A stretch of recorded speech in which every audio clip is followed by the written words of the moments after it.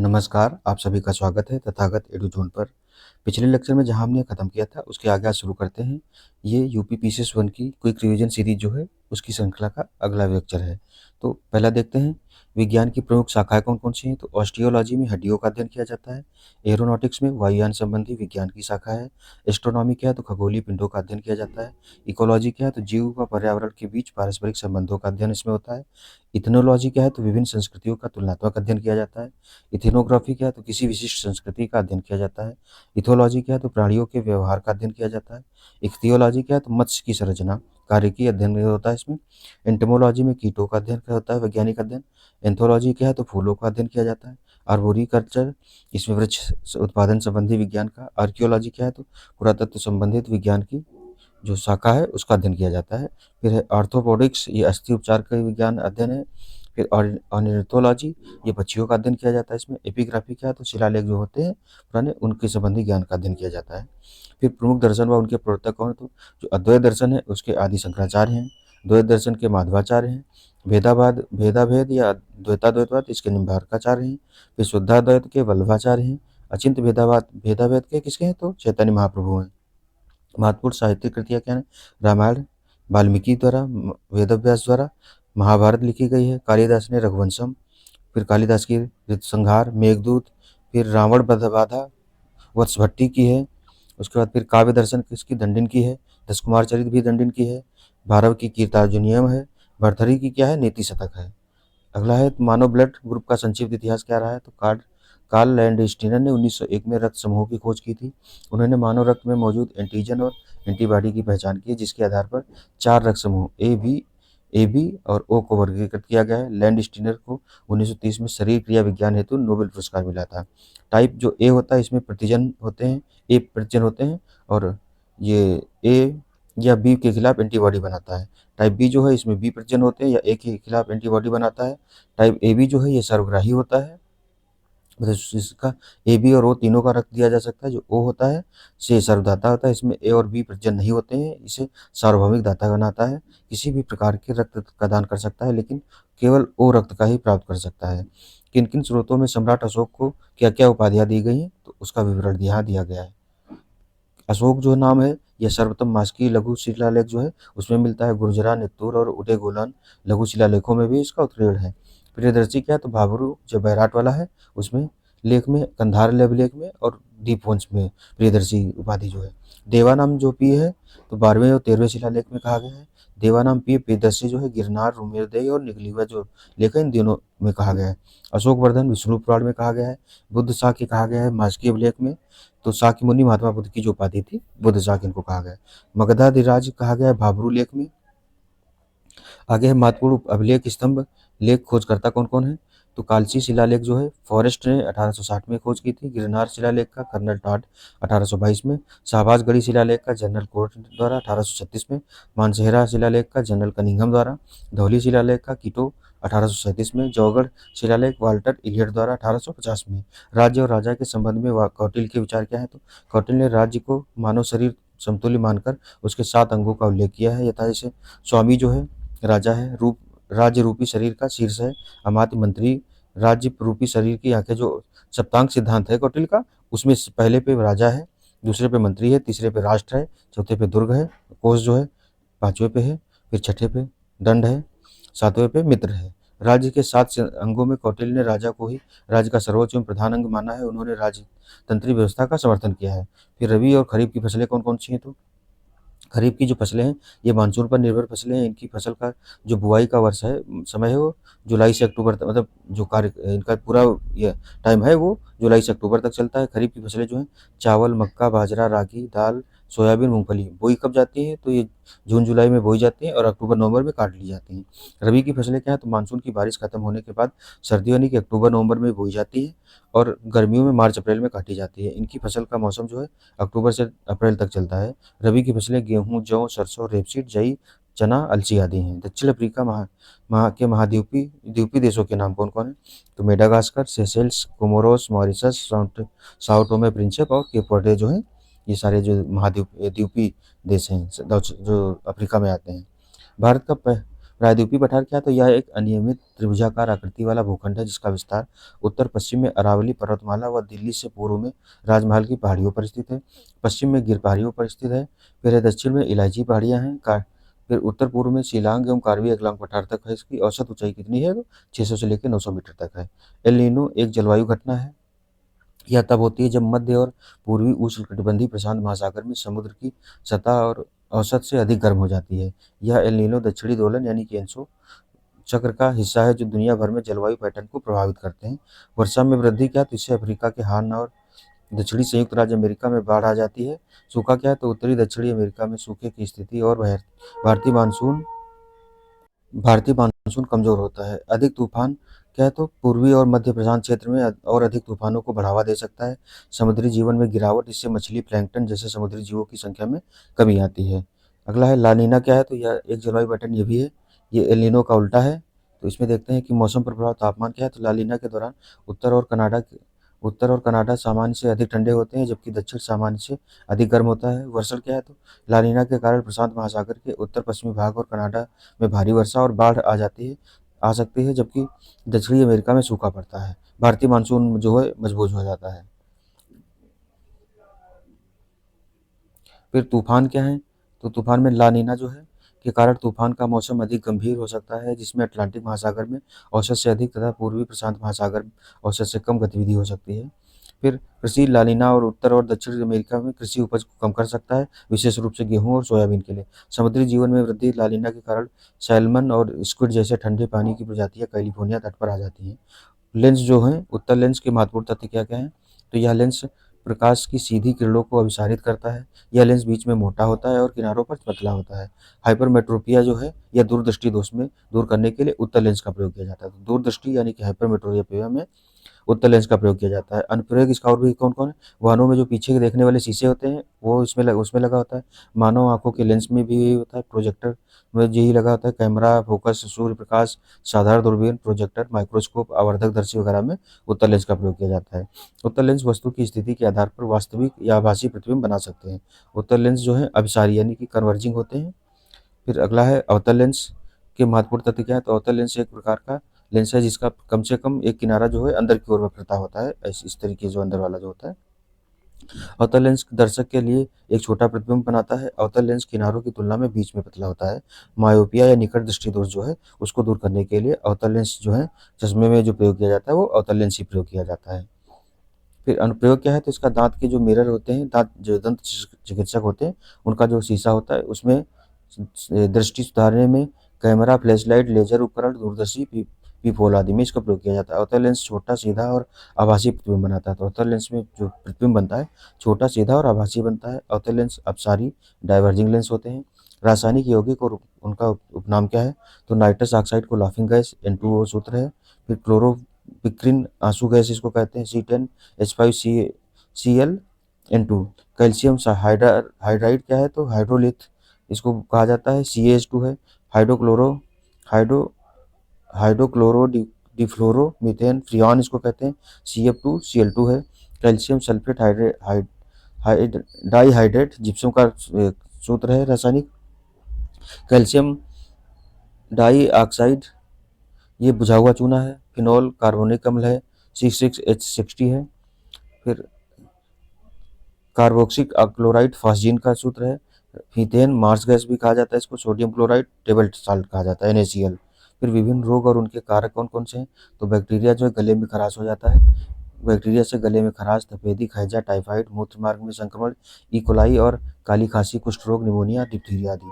Virus virus से chicken pox, polio, खसरा, सामान्य जुकाम, एड्स, कंठमाला, रेबीज, कोविड-19, इन्फ्लुएंजा। कवक से दांत, एथलीट फुट, फंगल नाखून संक्रमण, वजाइनल कैंडिडाइटिस और छाले आदि पड़ जाते हैं। परजीवी प्रोटोजोआ क्या है, तो मलेरिया, गियार्डियासिस, टोक्सोप्लाज्मोसिस, हुकवर्म व पिनवर्म, स्लीपिंग सिकनेस, अमीबाइसिस और लिस्मीनियासिस जो रोग हैं ये परजीवी प्रोटोजोआ से होते हैं। इन्फ्लुएंजा से कौन कौन होते हैं, माइकोवायरस यानी कि RNA वायरस के कारण होता है। सामान्य जुकाम कई प्रकार के वायरस प्रायः राइनो वायरस RNA वायरस के कारण होती है। चेचक क्या है, तो वेरियोला वायरस DNA वायरस के कारण होता है। चिकन पॉक्स में वेरिसेला जोस्टर के कारण होती है। एक क्वाड इम्यूनो डिफिशियंसी सिंड्रोम जो एड्स है, जो human immuno deficiency virus HIV के कारण होता है। जर्मन खसरा क्या है, तो रूबेला वायरस के कारण होता है। खसरा पैरामाइ पैरामाइक्सो वायरस के कारण होता है।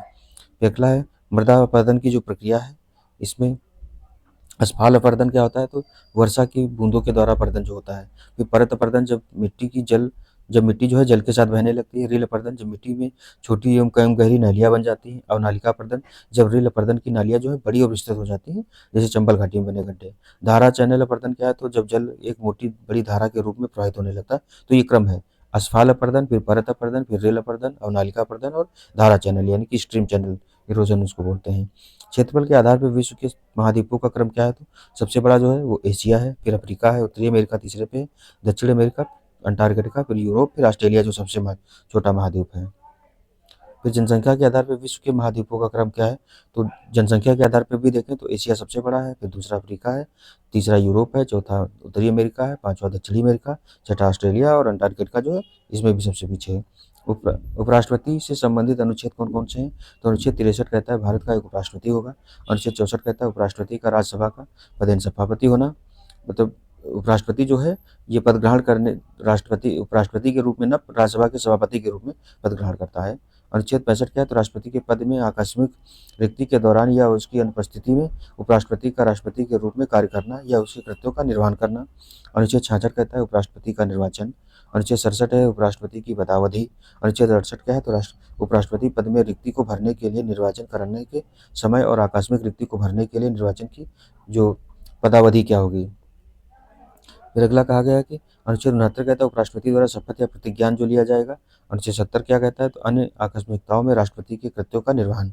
अनुच्छेद 71 क्या है, तो राष्ट्रपति या उपराष्ट्रपति के निर्वाचन से संबंधित जो भी विषय होंगे उनको कौन है, तो जो भारत का निर्वाचन आयोग है वो देखेगा। फिर उपराष्ट्रपति की पद रिक्तता क्या है, तो 5 वर्षीय पदावधि समाप्त होने पर हो सकती है। राष्ट्रपति को त्यागपत्र दे सकता है। तो जो राज्यसभा का सभापति है वो अपना त्यागपत्र किसको देता है, राष्ट्रपति को देता है, क्योंकि राज्यसभा का सभापति जो होता है वो उपराष्ट्रपति ही होता है इसलिए। फिर बर्खास्तगी द्वारा भी हो सकता है, राज्यसभा चाहे तो अपने सदस्यों द्वारा बहुमत पास करके उनको बर्खास्त कर सकती है। उसकी मृत्यु पर हो सकता है, यदि वह पद ग्रहण करने के अयोग्य अथवा उसका निर्वाचन अवैध घोषित हो जाए तो भी वो पद त्याग देंगे। अन्य उपराष्ट्रपति से संबंधित और तथ्य क्या है, तो राज्यसभा का सदस्य नहीं होता है, अतः इसे मतदान का अधिकार नहीं होता। जो प्राइमरी मतदान है वो उपराष्ट्रपति नहीं करता, किंतु सभापति के रूप में निर्णायक मत दे सकता है। राष्ट्रपति के त्यागपत्र, निष्कासन, मृत्यु आदि की स्थिति में कार्यवाहक राष्ट्रपति के रूप में काम करते हैं। कार्यवाहक राष्ट्रपति के रूप में कार्य करने के दौरान उपराष्ट्रपति राज्यसभा का सभापति नहीं होता है। जब राष्ट्रपति के रूप में काम करते हैं कार्यवाहक के रूप में, तो राज्यसभा की जो सभापति थे वो नहीं करते हैं ये। इस अवधि में उसके कार्यों का निर्वाह उपसभापति द्वारा किया जाता है। शपथ क्या है, तो राष्ट्रपति या इस कृत्य के लिए नियुक्त व्यक्ति शपथ इनको दिलाते हैं। पदावधि क्या है, तो पद ग्रहण करने की तिथि से 5 वर्ष। अनुच्छेद 67 के तहत कितनी बार ही मतलब पुनर्निर्वाचन पर रोक नहीं लगाई गई है। उपराष्ट्रपति जो बाद में राष्ट्रपति बने कौन कौन है, उसमें सर्वपल्ली राधाकृष्णन भारत के दूसरे राष्ट्रपति हैं और पहले उपराष्ट्रपति हैं। वीवी गिरी बने, फिर शंकर दयाल शर्मा, जाकिर हुसैन, आर वेंकटरमन, के आर नारायणन भी बने। भूगोलवेत्ता परिकल्पना सिद्धांत क्या है, तो अल्फ्रेड वेगनर ने महाद्वीपीय प्रवाह का सिद्धांत दिया था। उसके बाद में फिर आते हैं पार्कर और मॉर्गन ने प्लेट टेक्टोनिक्स का सिद्धांत दिया है। प्रेट और एरी के हैं भू संतुलन संकल्पना का सिद्धांत दिया इन्होंने। आर्थर होम्स ने संवहन धारा का सिद्धांत दिया है। अगला है देश के अनुसार समय क्षेत्र, जो टाइम जोन है किस किस देश में कितने, तो फ्रांस में सबसे ज़्यादा 12 हैं, रूस में 11 हैं, यूएसए में 9 हैं, अंटार्कटिका में 10 हैं, ऑस्ट्रेलिया में 8 हैं और डेनमार्क में 5 हैं। जो टाइम जोन है ये जीएमटी जो है, जीएमटी से 180 इधर और जीएमटी से 180 पश्चिम में 7.5 की दूरी पर बनाए गए हैं दुनिया भर में टाइम जोन। एक 15 मिनट पर 1 घंटा होता है। इस आधार पर टोटल 12 घंटे दोनों तरफ है। इस तरीके से टाइम जोन डिवाइड किए गए। टाइम जोन जो है देशांतर रेखाओं के समानांतर बनाए जाते हैं। भारतीय मानक समय जो है आईएसटी से जुड़े कुछ खास फैक्ट क्या क्या हैं, तो भारतीय मानक समय की गणना उत्तर प्रदेश के मिर्जापुर से गुजरने वाले 82.5 दिन की पूर्व मध्याह्न रेखा से की जाती है। या ग्रीनविच मीन टाइम जो है उसे 5.5 घंटे आगे है। संपूर्ण भारत में केवल एक मानक समय है। देशांतरों का एक बहुत ही महत्वपूर्ण कार्य है क्या, अर्थात वे ग्रीनविच मीन टाइम के संबंध में स्थानीय समय निर्धारित करते हैं। हर 15 डिग्री देशांतर पर 1 घंटे का अंतर आता है। पहले भारत में मुंबई और कोलकाता के अपने स्थानीय समय होते थे, परंतु जब देश आज़ाद हुआ तो इनको खत्म करके एक मानक समय निर्धारित कर दिया गया, यही 82.5 डिग्री। अगला है कि विश्व के देशों में आपसी समझ के आधार पर मानक यामात्रा को 7.5 देशांतर के गुणांक पर रखा जाता है। फिर प्रमुख महाकल्प विवरण क्या है? तो पेलियोजोइक कल्प जो है ये समुद्री जीवन और कुछ सरीसृपों का भूमि पर जन्म हुआ है। प्री कैम्ब्रियन क्या है? तो महासागरों के बनने के बाद पहले जीवन का निर्माण हुआ है। अरावली पर्वत धारवाड़ क्रम के चट्टानों का निर्माण भी प्री कैम्ब्रियन काल में ही हुआ है। सेनोजोइक काल क्या है? तो वर्तमान महाकाल्प स्तनधारियों का युग सेनोजोइक महाकल्प के दौरान उत्तर अमेरिका के रॉकी और दक्षिण अमेरिका के एंडीज पर्वत बने हैं। मेसोजोइक कल्प में क्या है? तो मध्यम जीवन और या डायनासोर के समय है। इस युग में ट्राइसिक, जुरासिक और क्रेटेशियस काल शामिल हैं। फिर पृथ्वी की परिक्रमण की 4 मुख्य अवस्थाएं कौन-कौन सी हैं? तो जो पृथ्वी घूमती है सूर्य के चारों ओर, उस समय 4 अवस्थाएं जो दी है वही दी गई। शीतकालीन संक्रांति क्या है? तो ये बीच में सूर्य के सापेक्ष जो पृथ्वी चारों ओर घूमती है। तो सूर्य शीतकालीन संक्रांति क्या होती है? 21 से 22 दिसंबर, यानी कि ग्रीष्म ऋतु जो है भूमध्य रेखा के दक्षिण में होती है। तो पृथ्वी अगर ऐसे देखें तो जो ये भूमध्य रेखा है तो इसके दक्षिण में जो है इधर ग्रीष्म ऋतु होती है, और शीत ऋतु भूमध्य रेखा के उत्तर में होती है। जो ये कर्क रेखा वाला एरिया है जहाँ जिधर हम लोग हैं, ये शीत ऋतु का काल होता है। सूर्य दक्षिण गोलार्ध पर सीधे और उत्तरी गोलार्ध पर प्रत्यक्ष रूप से चमकता है। सूर्य मकर रेखा के दक्षिणी अक्षांश पर लंबवत होता है। तो जो मकर रेखा ये वाली है इस पर दक्षिणी अक्षांश पर लंबवत होता है। सूर्य की किरणें मकर रेखा पर सीधी पड़ती हैं जब ये दिसंबर से जनवरी और मार्च तक के बीच का जो टाइम है। फिर वसंत विषु जो होता है 21 से 20 मार्च के 20 से 21 मार्च को होता है। भूमध्य रेखा के दक्षिण में पतझड़ पड़ता है, तो भूमध्य रेखा के उत्तर में वसंत विषु होती है। सूर्य दक्षिणी और उत्तरी गोलार्ध में समान रूप से चमकता है। तो सूर्य की जो किरणें हैं पृथ्वी पर ये विषुवत रेखा पर सीधी पड़ती हैं। फिर अगला है ग्रीष्म का संक्रांति क्या है? तो 20 से 21 जून के मध्य में होती है। भूमध्य रेखा के दक्षिण में सर्दी, भूमध्य रेखा के उत्तर में गर्मी होती है। ये गर्मियों वाला जो मौसम है ये खास करके अगर देखें तो मई जून वाला जो एरिया है उसकी बात की गई है। उत्तरी गोलार्ध मतलब सूर्य जो है उत्तरी गोलार्ध पर सीधे और दक्षिणी गोलार्ध में अप्रत्यक्ष रूप से चमकता है। उत्तरी ध्रुव पर लगातार 6 महीने का दिन और सूर्य कर्क रेखा उत्तरी अक्षांश पर लंबवत होता है। उत्तरी गोलार्ध में सबसे बड़ा दिन व सबसे छोटी रात होती है। शरद जो विषु होता है ये 22 से 23 सितंबर। तो शरद विषु और जो वसंत विषु होता है इन दोनों समय में जो विषुवत रेखा है उस पर सूर्य सीधे चमकता है। और शीतकालीन विषुव जो होता है तब मकर रेखा पर सूर्य सीधे चमकता है। और ग्रीष्मकालीन विषुव पर संक्रांति जो होती है वहाँ जो कर्क रेखा है उस पर सूर्य सीधे चमकता है। फिर भूमध्य रेखा के दक्षिण में वसंत, भूमध्य रेखा के उत्तर में पतझड़, सूर्य दक्षिण और उत्तरी गोलार्ध में समान रूप से चमकता है शरद विषु में। फिर विषु में दिन और रात जो है बराबर होते हैं। तो 22-23 सितंबर और 20-21 मार्च को दिन रात जो है पृथ्वी पर बराबर होते हैं, बाकी ऊपर नीचे होते हैं।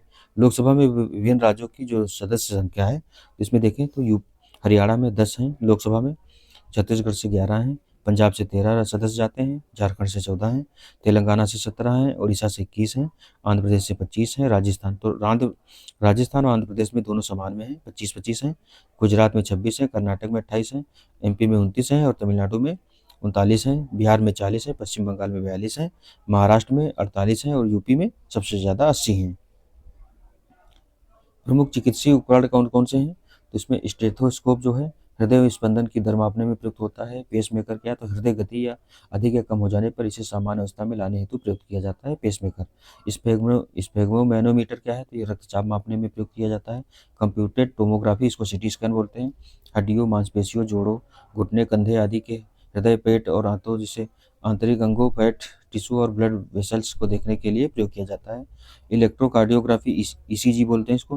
हृदय संबंधी जो असमानताएं हैं उनका पता लगाने के लिए इसका प्रयोग किया जाता है। इलेक्ट्रोइंसेफेलोग्राफी ईईजी होती है, ये मस्तिष्क की विकृतियों का पता लगाने के लिए। ऑटो एनालाइजर क्या है? तो ग्लूकोज, यूरिया, कोलेस्ट्रॉल आदि की जांच के लिए इसका प्रयोग होता है। मैग्नेटिक रेजोनेंस इमेजिंग एमआरआई जो है संपूर्ण शरीर या अंगों का में असामान्यता या विकृति का पूर्णतः सही पता लगाने के लिए प्रयोग की जाती है। जीव विज्ञान में कोशिका से संबंधित कुछ महत्वपूर्ण तथ्य भी दिए हैं। क्या है? तो प्रोटीन की फैक्ट्री जो क्या है? राइबोसोम कोशिका के भीतर प्रोटीन संश्लेषण के जिम्मेदार है, तो प्रोटीन की फैक्ट्री राइबोसोम को कहा जाता है। कोशिका का रसोई घर कौन है? तो हरित लवक यानी कि क्लोरोप्लास्ट है, वह अंगक है जो प्रकाश संश्लेषण की प्रक्रिया में पौधों को भोजन बनाने में मदद करता है। कोशिका का जो पावर हाउस है वो कौन है? माइटोकॉन्ड्रिया है। माइटोकॉन्ड्रिया ऊर्जा उत्पादन के लिए उत्तरदायी होता है और इसे कोशिका का पावर हाउस कहा जाता है। कोशिका की आत्मघाती थैली कौन है? लाइसोसोम में ऐसे एंजाइम होते हैं जो कोशिका के अनुपयोगी या हानिकारक घटकों को नष्ट कर देते हैं, इसलिए इसे आत्मघाती थैली कहा जाता है। केंद्र की खोज रॉबर्ट ब्राउन ने 1831 में कोशिका के भीतर केंद्र की खोज की थी।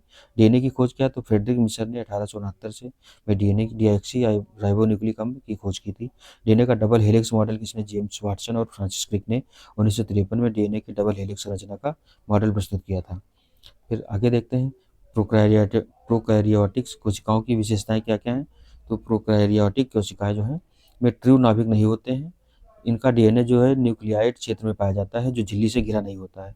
ये कोशिकाएं छोटी होती हैं, 1 से 10 माइक्रोमीटर के बराबर होती है। डीएनए गोलाकार होता है और क्रोमोसोम की तरह व्यवस्थित नहीं होता है।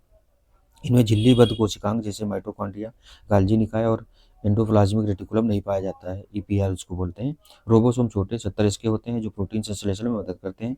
इनकी कोशिका झिल्ली सेमी परागमी होती है जो कोशिका के भीतर और बाहर के पदार्थों का विनिमय करती है। फिर अधिकतर प्रोकैरियोटिक कोशिकाओं में कोशिका भित्ति होती है। बैक्टीरिया में यह पेप्टिडोग्लाइकन से बनी होती है। गति के अंग इनमें क्या है, तो फ्लैजेला शिला से बने होते हैं। ये बाइनरी फिशन द्वारा विभाजित होती हैं। उदाहरण क्या है, तो प्रमुख जो बैक्टीरिया और आर्किया वगैरह हैं उनमें पाई जाती है ये। फिर यूकैरियोटिक कोशिकाओं की विशेषताएं क्या हैं। वैसे क्वेश्चन अगर आते भी बहुत ज़्यादा टेक्निकल हो जाते हैं। इसमें ट्रू न्यूक्लियस होता है जो न्यूक्लियर मेम्ब्रेन से घिरा होता है। इसमें डीएनए जो है क्रोमोसोम के रूप में संगठित होता है। ये कोशिकाएं आकार में बड़ी होती हैं, 10 से लेकर 100 माइक्रोमीटर तक होती हैं। झिल्लीबद्ध कोशिकांग होते हैं जैसे माइटोकॉन्ड्रिया, गाल्जी निकाय, एंडोप्लाज्मिक रेटिकुलम, लाइसोसोम आदि पाए जाते हैं। ये बड़े होते हैं जैसे 80S वाले होते हैं। राइबोसोम होते हैं जो प्रोटीन संश्लेषण में सहायता करते हैं। फिर विभाजन जो है इनका माइटोसिस और मियासिस द्वारा होता है। पौधों और कवकों की यूकैरियोटिक कोशिकाओं में कोशिका भित्ति होती है। पौधों में यह सेलुलोज से बनी होती है जबकि कवकों में यह काइटिन से बनी होती है। जानवरों की कोशिकाओं में कोशिका भित्ति नहीं पाई जाती है। फिर रफ और स्मूथ एंडोप्लाज्मिक रेटिकुलम पाए जाते हैं जो प्रोटीन और लिपिड संश्लेषण में सहायक होते हैं। उदाहरण क्या है, तो पौधों पर जानवरों, कवकों और प्रोटिस्ट की कोशिकाएं शामिल हैं।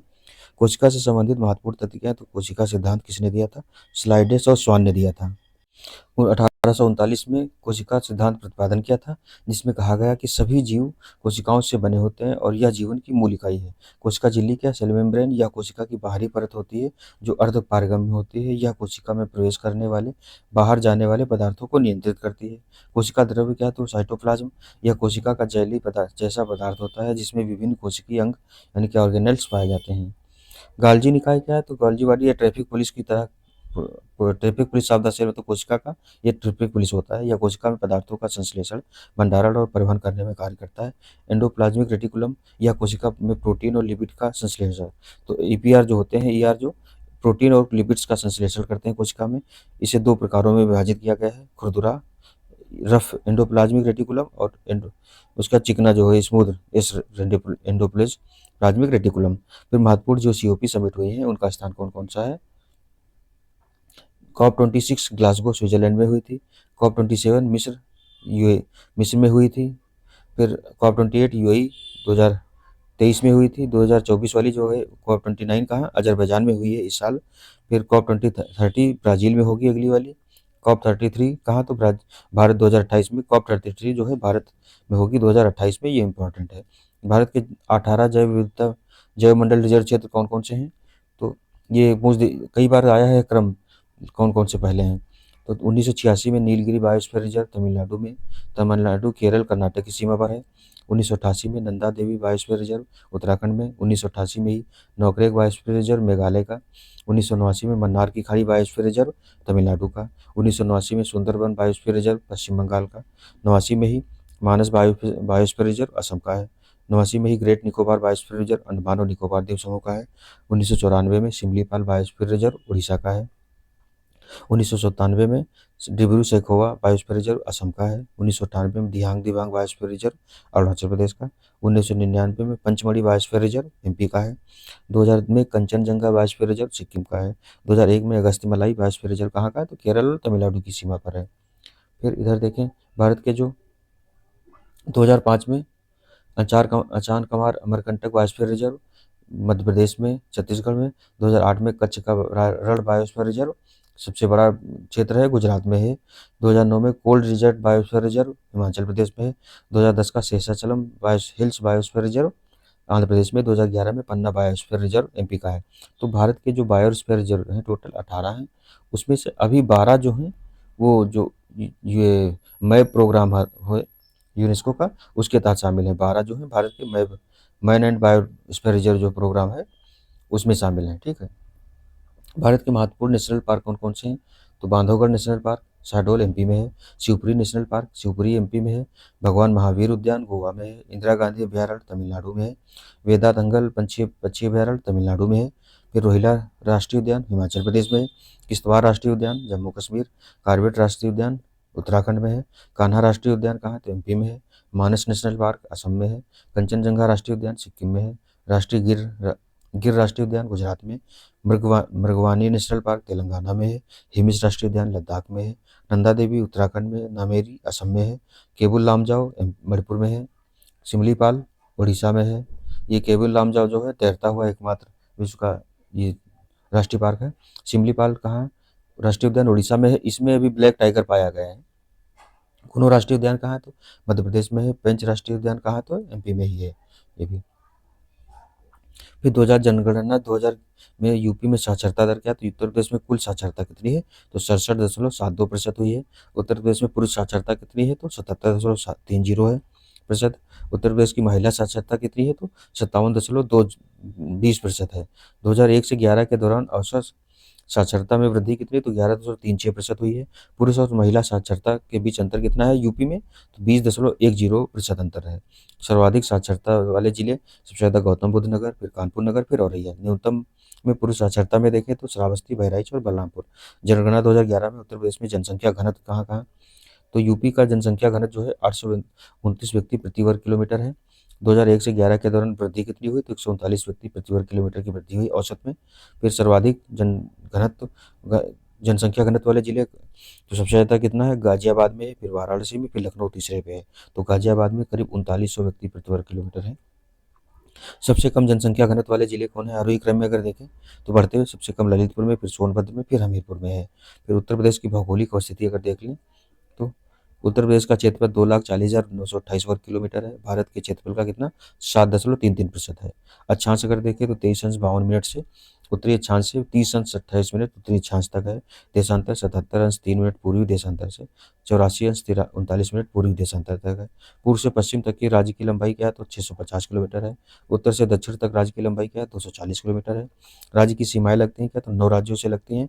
9 राज्यों में से ये 8 राज्य हैं, एक केंद्र शासित प्रदेश जो है दिल्ली केंद्र शासित प्रदेश है, और 8 राज्य हैं। सोनभद्र से लगे 4 राज्यों की सीमा कौन कौन से? तो मध्य प्रदेश, छत्तीसगढ़, झारखंड और बिहार। उत्तर प्रदेश में ऊर्जा संसाधन कौन? उत्तर प्रदेश राज्य विद्युत विद्युत परिषद गठन कब हुआ था? तो 1959 में। ये क्वेश्चन पूछे जाते हैं। राज्य में कुल विद्युत उत्पादन क्रम देखें तो ताप विद्युत सबसे ज़्यादा, फिर जल विद्युत है, फिर परमाणु, फिर सौर ऊर्जा। फिर उत्तर प्रदेश विद्युत नियामक आयोग की स्थापना 1998 में हुई थी। उत्तर प्रदेश में एनटीपीसी की गैस आधारित ताप विद्युत 3 परियोजना है, औरैया, आंवला और दादरी में। ये पूछा गया है। उत्तर प्रदेश की सबसे पुरानी तापीय परियोजना कौन सी है? तो हरदुआगंज थर्मल पावर स्टेशन 1942 में स्थापित हुई थी। प्रदेश में एकमात्र परमाणु विद्युत केंद्र कहाँ है? तो नरोरा बुलंदशहर में 1991-92 में स्थापना हुई थी। उत्तर प्रदेश की नवीन और नवीकरणीय ऊर्जा विकास अभिकरण स्थापना कब? 1983 में हुई थी। फिर जनगणना 2011 उत्तर प्रदेश से संबंधित कुछ और आंकड़े हैं। तो इसमें है उत्तर प्रदेश की कुल जनसंख्या कितनी है? तो 19,98,12,341। देश की कुल जनसंख्या का कितना? 16.5% है। ये भी इंपॉर्टेंट है। राज्यों की कुल जनसंख्या में पुरुषों का प्रतिशत कितना है? तो राज्य की जो यूपी की मतलब 52.29% पुरुष हैं। महिलाएं कितनी हैं? तो 47.71% महिलाएं हैं। राज्य की कुल जनसंख्या में ग्रामीण जनसंख्या का प्रतिशत कितना है? तो 77.73% है। और शहरी जनसंख्या का प्रतिशत कितना है? तो 22.27% है। सर्वाधिक जनसंख्या वाला जिला सबसे ज़्यादा प्रयागराज, फिर मुरादाबाद, फिर गाजियाबाद। सबसे कम जनसंख्या वाला जिला कौन है? महोबा है, चित्रकूट है और हमीरपुर है। फिर है मानव मस्तिष्क की विशेषताएं क्या क्या हैं? तो मानव मस्तिष्क को अलग अलग कार्यों के साथ 3 भागों या कंपार्टमेंट में विभाजित किया गया है। एक अग्र मस्तिष्क है, मध्य मस्तिष्क और पश्च मस्तिष्क है। रीढ़ की हड्डी के साथ मानव मस्तिष्क केंद्रीय का तंत्र बनाता है। अग्र मस्तिष्क में क्या है? तो मुख्य चिंतन करने वाला हिस्सा है और स्वैच्छिक क्रियाओं को नियंत्रित करता है। तो अग्र मस्तिष्क जो है ये स्वैच्छिक क्रियाओं को नियंत्रित करता है या संवेदी सूचनाओं को संसाधित करता है, जो शरीर के विभिन्न अंगों जैसे कान, आँख, नाक, जीभ, त्वचा आदि से एकत्र की जाती हैं। फिर मध्य मस्तिष्क क्या है, तो मस्तिष्क सिस्टम का एक छोटा सा केंद्रीय भाग है जो संकेतों को संचारित करने के लिए एक पुल के रूप में कार्य करता है। ब्रेन स्टेम क्या है, अग्र मस्तिष्क की रीढ़ की हड्डी को जोड़ता है और इसमें सेरिबेलम, पोन्स और मेडुला ऑब्लिगेंटा शामिल है। पश्चिम मस्तिष्क में देखें तो हृदय गति, श्वास, रक्तचाप, नींद, चलना आदि को नियंत्रित करता है। सेरिबैलम चलने, सवारी करने आदि के दौरान संतुलन, शरीर का संतुलन और मुद्रा बनाए रखने में मदद करता है। अगला देखें तो माप की इकाइयाँ दी हैं। लंबाई की मीटर है, द्रव्यमान की किलोग्राम है, समय की सेकंड है, विद्युत धारा की एम्पियर है, तापमान की केल्विन है, पदार्थ की मात्रा मोल में नापी जाती है, प्रकाश तीव्रता कैंडेला में मापी जाती है, लेंस की क्षमता डायोप्टर में, जो ऊष्मा की मात्रक जूल है, दाब की पास्कल है, प्रेरक की हेनरी है, प्रतिरोधकता या विशिष्ट प्रतिरोध की ओम मीटर है, रेडियोधर्मिता की है कौन है, बेकरल है। फिर अपवर्तन, परावर्तन और अनुप्रयोग दिए गए हैं। तो अपवर्तन के उदाहरण क्या है, साफ आसमान में जो तारे टिमटिमाते दिखाते हैं वो अपवर्तन के कारण, पानी के तालाब में जो पानी नजदीक दिखाई देता है, स्विमिंग पूल का वास्तविकता से कम गहरा दिखाई देना, प्रतीत होना, इंद्रधनुष का जो निर्माण होता है वो भी अपवर्तन के कारण होता है। मूवी जो प्रोजेक्टर है वो भी अपवर्तन के द्वारा, प्रिज्म। फिर परावर्तन के उदाहरण क्या है, दर्पण में अपना ही प्रतिबिंब दिखाई देता है, बहुरूपक दर्शक है, फ्लैश लाइट जो वगैरह जो है इनमें सब में। फिर ध्वनि तरंगों की प्रमुख विशेषताएं क्या है, तो ध्वनि तरंगे, तरंग दैर्ध्य क्या है, ध्वनि तरंग द्वारा स्वयं को दोहराने से पहले तय की गई दूरी। आयाम क्या है, तो माध्यम के कणों के अधिकतम विस्थापन को दर्शाता है। उच्च आयाम का अर्थ तीव्र ध्वनि है। आवृत्ति क्या है, तो प्रति सेकंड उत्पन्न होने वाली तरंगों की संख्या। उच्च आवृत्ति का अर्थ है उच्च स्वर वाली ध्वनि। समयावधि क्या है, तो एक तरंग चक्र को पूरा करने के लिए आवश्यक समय है। वेग, ध्वनि तरंग जिस गति से यात्रा करती है उसे वेग कहते हैं। आधुनिक इतिहास एवं पुस्तकें क्या है, तो मोतीलाल नेहरू की पुस्तक है इंडिपेंडेंट, दादा भाई नौरोजी ने राफ्ट गोपाल, पॉवर्टी एंड अनविक्टेड रूल इन इंडिया, ये 1901 में बुक के रूप में लिखी थी इन्होंने। ये आरओ में क्वेश्चन आ चुका है। वैलेंटाइन सिरोल की है इंडिया अनरेस्ट, इसमें बाल गंगाधर तिलक को अशांति का जनक कहा है, भारतीय शांति का जनक। सच्चिदानंद सान्याल, बंदी जीवन लिखी थी इन्होंने। भगवती चरण वोहरा की द फिलॉसफी ऑफ बम लिखी थी। राम मनोहर लोहिया की है guilty mind of India's partition. ये बुक मिलान करने के लिए पूछता है कई बार। फिर लेखक उनकी और बुक दी हैं, लेडी कैथरीन मेयो की मदर इंडिया है, लैरी कॉलिंस एंड डोमिनिक लेपेरियर की फ्रीडम एट मिडनाइट है, राम मनोहर लोहिया की guilty man of India's partition है, जवाहरलाल नेहरू की डिस्कवरी ऑफ इंडिया है, भारत की खोज, विश्व इतिहास की झलक है, glimpses of world history, Lala Lajpat Rai की the story of my deportation और अनहैप्पी इंडिया। बाल गंगाधर तिलक की है गीता राज केसरी त्रिपाठा के, गीता राज इन्होंने लिखी थी जेल में। केसरी जो है अंग्रेजी में, मराठा, ये केसरी जो है उसमें मराठी में, मराठा जो है ये अंग्रेजी में है। Surendranath Banerjee the a nation in making, Bengali, ये दोनों रचना इनकी है। मौलाना अबुल कलाम आज़ाद की इंडिया विंस फ्रीडम और अल हिलाल। डॉक्टर राजेंद्र प्रसाद की कौन है, इंडिया डिवाइडेड। महात्मा गांधी की कौन सी है, the story of my experiment with truth. Young India है, हरिजन है, नवजीवन है, हिंद स्वराज है। रविन्द्रनाथ टैगोर की है Gitanjali, home and world. Madan Mohan Malaviya की क्या है, अभ्युदय है, हिंदुस्तान है, लीडर है। भगत सिंह की है why I am an atheist, an introduction to the dreamland, ये भी पूछी गई दोनों बुक। गोपाल कृष्ण गोखले की नेशन है। केशव चंद्र सेन की कौन सी है, तो इंडियन मिरर है। सर सैयद अहमद खान की है तहजीब उल अखलाक है। दीनबंधु मित्रा की नील दर्पण है। मोतीलाल नेहरू की इंडिपेंडेंट है। अरविंद घोष की है कर्मयोगी, युगांतर, सावित्री, लाइफ डिवाइन, एस जान गीता, वंदे मातरम। बंकिम चंद्र चट्टोपाध्याय की आनंद मठ है। देवी चौधरानी है, ये सन्यासी आंदोलन पर आधारित है। सन्यासी आंदोलन कब हुआ था, तो 1770 से लेकर के 80 के दशक में हुआ था। हरिश्चंद्र, भारतेंदु हरिश्चंद्र की भारत दुर्दशा, और भी कई इनकी बुक हैं। आरसी दत्त की भारत का आर्थिक इतिहास है। बी आर अम्बेडकर की मूक नायक है। बहिष्कृत भारत है। जाति का विनाश है। फिर अछूत है, बुद्ध या कार्ल मैक्स। फिर बुद्ध और उनका धम्म। विभूति भूषण बनर्जी की है पांथेर पंचाली। लॉर्ड कर्जन की कौन सी है, तो पूरब की समस्या, इसका इंग्लिश में नाम है problems for east.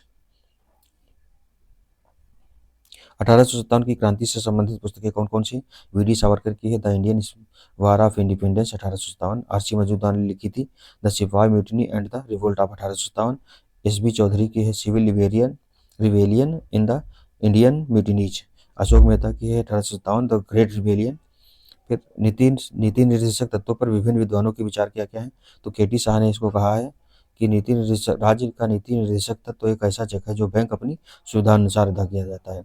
TT Krishnamachari ने कहा भावनाओं का अस्थायी कूड़ाघर है। केसी वेयर ने कहा लक्ष्यों में आकांक्षाओं का घोषणा पत्र है। सर आइवैक जेनिंग्स ने कहा इन तत्वों का कोई नियमित वर्तमान दर्शन नहीं है। ये तत्व समाजवाद के बिना फेबियन समाजवाद है। फेबियन समाजवाद जो है समाजवाद की एक विचारधारा है। नेहरू इसके बहुत बड़े समर्थक थे। ग्रेनविल लास्टिन ने कहा कि निर्देशक तत्व और अधिकार संविधान की मूल आत्मा है। डॉक्टर अम्बेडकर ने कहा कि निर्देशक तत्व विधायिका और कार्यपालिका के लिए अनुदेश हैं। इसी रूप में माने भी जाते हैं। बी एन राव क्या तो निर्देशक तत्व राज्य प्राधिकारियों के लिए नैतिक आवश्यकता और शैक्षिक मूल्य हैं कि संतानम ने इन तत्वों को से केंद्र और राज्यों के मध्य संवैधानिक टकराव होगा, ये बात कही है। अगला है भारत में जो मान्यता प्राप्त राष्ट्रीय दल हैं उनकी संख्या दी है। पहला है भारतीय राष्ट्रीय कांग्रेस 1885 में स्थापना हुई थी। भारतीय जनता पार्टी 1980 में स्थापित हुई थी। बहुजन समाज पार्टी 1984 में। फिर भारतीय कम्युनिस्ट पार्टी मार्क्सवादी जो है 1964 में स्थापित हुई थी। नेशनल पीपुल्स पार्टी 2013 में। आम आदमी पार्टी 2012 में स्थापित हुई थी। फिर वर्तमान भारत में कुल 6 राष्ट्रीय दल हैं। लोकसभा में विभिन्न राज्य और जो केंद्र शासित प्रदेश हैं उनकी सदस्यों की संख्या दी गई है इसमें लोकसभा में। तो इसमें देखते हैं जो पहला है लद्दाख की एक, सिक्किम की एक, चंडीगढ़ की एक, लक्षद्वीप की एक, पुडुचेरी की एक, नागालैंड की एक और मिजोरम की एक है। अंडमान और निकोबार द्वीप समूह में भी एक एक दी गई है। फिर त्रिपुरा की 2 हैं, मणिपुर की 2 हैं, गोवा की 2 हैं और अरुणाचल प्रदेश की 2 हैं, मेघालय की 2 हैं। उसके बाद दादरा और नगर हवेली, दमन और दीव की 2 हैं। इन दो पहले एक एक थी, अब दोनों को मिलाकर के 2 हो गई हैं। हिमाचल प्रदेश की 4 हैं, जम्मू की 5 हैं, जम्मू कश्मीर की, उत्तराखंड की 5 हैं, दिल्ली की 7 हैं। उत्तर प्रदेश के न्यूनतम वन क्षेत्रफल वाले जिले कौन है सबसे कम? तो संत रविदास नगर भदोही में 3.12% ही है वन क्षेत्रफल। मऊ में 11% है। मैनपुरी में 13.64% है। संत कबीर नगर में 14% है। देवरिया में 15.21% है। क्षेत्रफल वर्ग किलोमीटर के हिसाब से है। उत्तर प्रदेश के अधिकतम वन क्षेत्र वाले जिले कौन है? तो सोनभद्र में सबसे ज्यादा कितना है? तो 2540 वर्ग किलोमीटर है। लखीमपुर खीरी में 1273 वर्ग किलोमीटर है। मिर्जापुर में भी 803 वर्ग किलोमीटर है। पीलीभीत में 687 वर्ग किलोमीटर है। ये नीचे भी जो हम बता गए हैं इसमें भी वर्ग किलोमीटर में ही दिया, परसेंटेज में नहीं है। 3.12 वर्ग किलोमीटर है। इस तरीके से सबसे कम देखा जाएगा तो बहुत ही कम है। फिर है केंद्र राज्य वित्तीय संबंध जो है भाग 12 के तहत केंद्र राज्य वित्तीय संबंध दिए गए हैं। अनुच्छेद 265 में कहा गया है कि विधि के प्राधिकार के बिना करों का आरोपण नहीं किया जाएगा। मतलब कोई भी अगर कर लगाना है तो उसको विधि द्वारा ही लगाया जा सकता है। अनुच्छेद 266 कहता है कि भारत और राज्यों की संचित निधियां लोक लेखा निधियां। अनुच्छेद 267 आकस्मिकता निधि की बात करता है। अनुच्छेद 268 केंद्र द्वारा लगाए गए परंतु राज्यों के द्वारा एकत्रित एवं विनियोजित किए गए कर की बात करता है। अनुच्छेद 270 संघ द्वारा लगाए गए और संग्रहित किंतु संघ राज्य के बीच वितरित किए जाने वाले करों की बात करता है। अनुच्छेद 74 है राज्यों के हितों से संबंधित है। कराधान वाले विधेयकों के संदर्भ में राष्ट्रपति की पूर्वानुमति की आवश्यकता पर बल देता है। फिर अनुच्छेद 275 कहता है कि कुछ राज्यों को संघ से अनुदान दिया जाएगा। अनुच्छेद 280 जो है राष्ट्रपति द्वारा प्रत्येक 5वें वर्ष की समाप्ति पर एक वित्त आयोग का गठन किया जाएगा। अनुच्छेद 280 के तहत अनुच्छेद 281 कहता है वित्त आयोग की सिफारिशों को संसद के समक्ष रखा जाएगा। अगला उत्तर प्रदेश सामान्य ज्ञान क्या है? तो राजधानी यूपी की आगरा से जो राजधानी है 1836 में आगरा से बनी है। मतलब 1836 से आगरा राजधानी थी। 1858 से प्रयागराज रही है। उसके बाद में 1921 में लखनऊ जो है आंशिक राजधानी बनाई गई थी। 1935 का जो अधिनियम आया उसके बाद लखनऊ पूर्ण राजधानी बन गई है यूपी की। राज्य का विभाजन 9 नवंबर 2000 को उत्तर प्रदेश के 13 जो पर्वतीय जिले थे उनको अलग करके क्या बना दिया गया? उत्तरांचल। उसका नाम वर्तमान में उत्तराखंड है। राष्ट्रीय राजधानी क्षेत्र जो एनसीआर है उसमें उत्तर प्रदेश के कितने 8 जिले हैं? मेरठ, गाजियाबाद, गौतम बुद्ध नगर, बुलंदशहर, हापुड़, बागपत, मुजफ्फरनगर और शामली शामिल है। फिर उत्तर प्रदेश में अनुसूचित जाति और जनजाति क्या? तो उत्तर प्रदेश की कुल जनसंख्या में अनुसूचित जातियों का प्रतिशत कितना है? 20.96% है। देश में अनुसूचित जातियों की सर्वाधिक संख्या वाला राज्य कौन सा है? यूपी। कितना है? तो 16.6% है अनुसूचित जातियों की सर्वाधिक संख्या। जो अगर देखें सर्वाधिक अनुसूचित जाति जनसंख्या वाला जिला कौन है? सीतापुर में है। सबसे कम अनुसूचित जातियां कहाँ है? तो बागपत में है। उत्तर प्रदेश की कुल जनसंख्या में अनुसूचित जनजातियों का परसेंट कितना है? तो 0.6% है। सर्वाधिक अनुसूचित जनजातीय जनसंख्या वाला जिला कौन है? सोनभद्र। सबसे कम कहाँ? बागपत में। तो SC ST जो सबसे ज्यादा है मतलब सबसे कम देखें तो बागपत में ही है। और SC जो है सबसे ज्यादा सीतापुर में है। और जो ST है सबसे ज्यादा कहाँ है? तो सोनभद्र में है। प्रदेश में अनुसूचित जनजाति विहीन जिले कौन है? अयोध्या और जालौन है। यूपी राज्य व्यवस्था तथ्य क्या है? तो राज्य में पहली बार राष्ट्रपति शासन कब लगा? तो 25 फरवरी 1968 से 26 फरवरी 1969 तक चला था। फिर राज्य विधानमंडल द्वारा क्या? तो द्विविधीय द्विसदनीय विधानमंडल है। लोकसभा में 80 सीटें, राज्यसभा में 31 सीटें हैं। फिर सर्वाधिक बार विधानसभा अध्यक्ष कौन बने? तो श्री आत्माराम गोविंद खेर एवं केशरीनाथ त्रिपाठी 3 बने। विधानसभा के कुल सदस्य कितने? 403 हैं। विधान परिषद के कुल सदस्य कितने? 100 हैं। पहली राज्य विधानसभा गठित हुई थी तो जुलाई 1937 में हुई थी। सर्वाधिक विधानसभा सीटों वाला जिला प्रयागराज 12 सीटें हैं। सबसे कम विधानसभा सीटों वाला जिला कौन है? श्रावस्ती है, महोबा है, चित्रकूट 2-2 सीटें यहाँ विधानसभा की। फिर आगे देखते हैं गुप्त काल में महत्वपूर्ण कार्यालय कौन थे? तो महादंड नायक न्याय का प्रमुख होता था। अश्वपति ये घोड़ों का प्रभारी अधिकारी था। महाप्रतिहार ये रक्षकों का प्रमुख था। नगर श्रेष्ठी ये नगर प्रशासन की देखरेख करने का अधिकारी होता था। ग्रामाध्यक्ष या ग्रामिका तो ग्राम प्रधान होता था। नरपति क्या तो प्रधान पैदल सैनिक होता था। दूताकाश उपहार और अनुदान से संबंधित था। ये रणभंडारिका कौन है? तो सैन्य आपूर्ति का प्रभारी अधिकारी था। संधि विग्रही क्या? तो ये शांति और दूत युद्ध का मंत्री होता था। कौन? संधि विग्रही। अच्छपातलाधिकृत कौन थे? तो अभिलेख एवं लेखाधिकारी थे। फिर पीलूपति सेना में हाथियों का प्रभारी अधिकारी होता था, इसको पीलूपति कहा जाता था। उत्तर प्रदेश में गुप्त कालीन जो मंदिर है और शिलालेख कौन है? तो दशावतार का मंदिर देवगढ़ में है। दशावतार मंदिर उत्तर प्रदेश के ललितपुर जो जिला है वहाँ के देवगढ़ गांव में स्थित है। मंदिर की खोज कैप्टन चार्ल्स ह्यूस्टन द्वारा की गई थी। इसका नाम अलेक्जेंडर कनिंघम ने रखा था। भीतरगांव मंदिर कहाँ? तो उत्तर प्रदेश के कानपुर जिले में स्थित यह सबसे पुराना बचा हुआ मंदिर है, हिंदू मंदिर है। इसे 6वीं शताब्दी ईस्वी में गुप्त काल जो है उसमें बनाया गया था। ये ईंटों का बना हुआ मंदिर है भीतरगांव जो है। धम्मेक स्तूप वाराणसी से 13 किलोमीटर दूर सारनाथ में स्थित है। यह हेरल्ड पार्क या ऋषि पत्तन को चिन्हित करता है जहाँ बुद्ध ने अपना पहला उपदेश दिया था। तो महात्मा बुद्ध ने जो अपना पहला उपदेश है यही धम्मेक स्तूप के आसपास मतलब वाराणसी में ही दिया था। इसको धर्मचक्र प्रवर्तन भी कहते हैं। भीतरी शिलालेख कहाँ है? तो स्कंदगुप्त का भीतरी स्तंभ लेख शिलालेख कहाँ है? ग्राम भिटौरी सैदपुर गाजीपुर में है। उत्तर प्रदेश में खोजा गया था और यह गुप्त साम्राज्य के शासक यानी कि स्कंदगुप्त यानी इनका कार्यकाल कब से रहा है?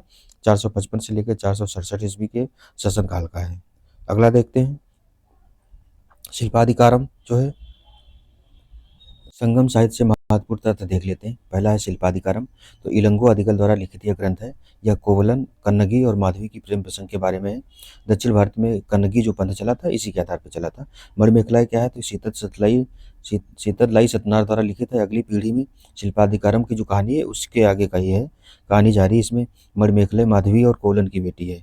शिल्प तो लक्का पीएम क्या है? तो तुलक्का पियर द्वारा लिखित स्तुति संगम साहित्य जो हुआ था उत्पाद है। यह मूल रूप से तमिल व्याकरण काव्यशास्त्र पर काव्य किया गया काम है।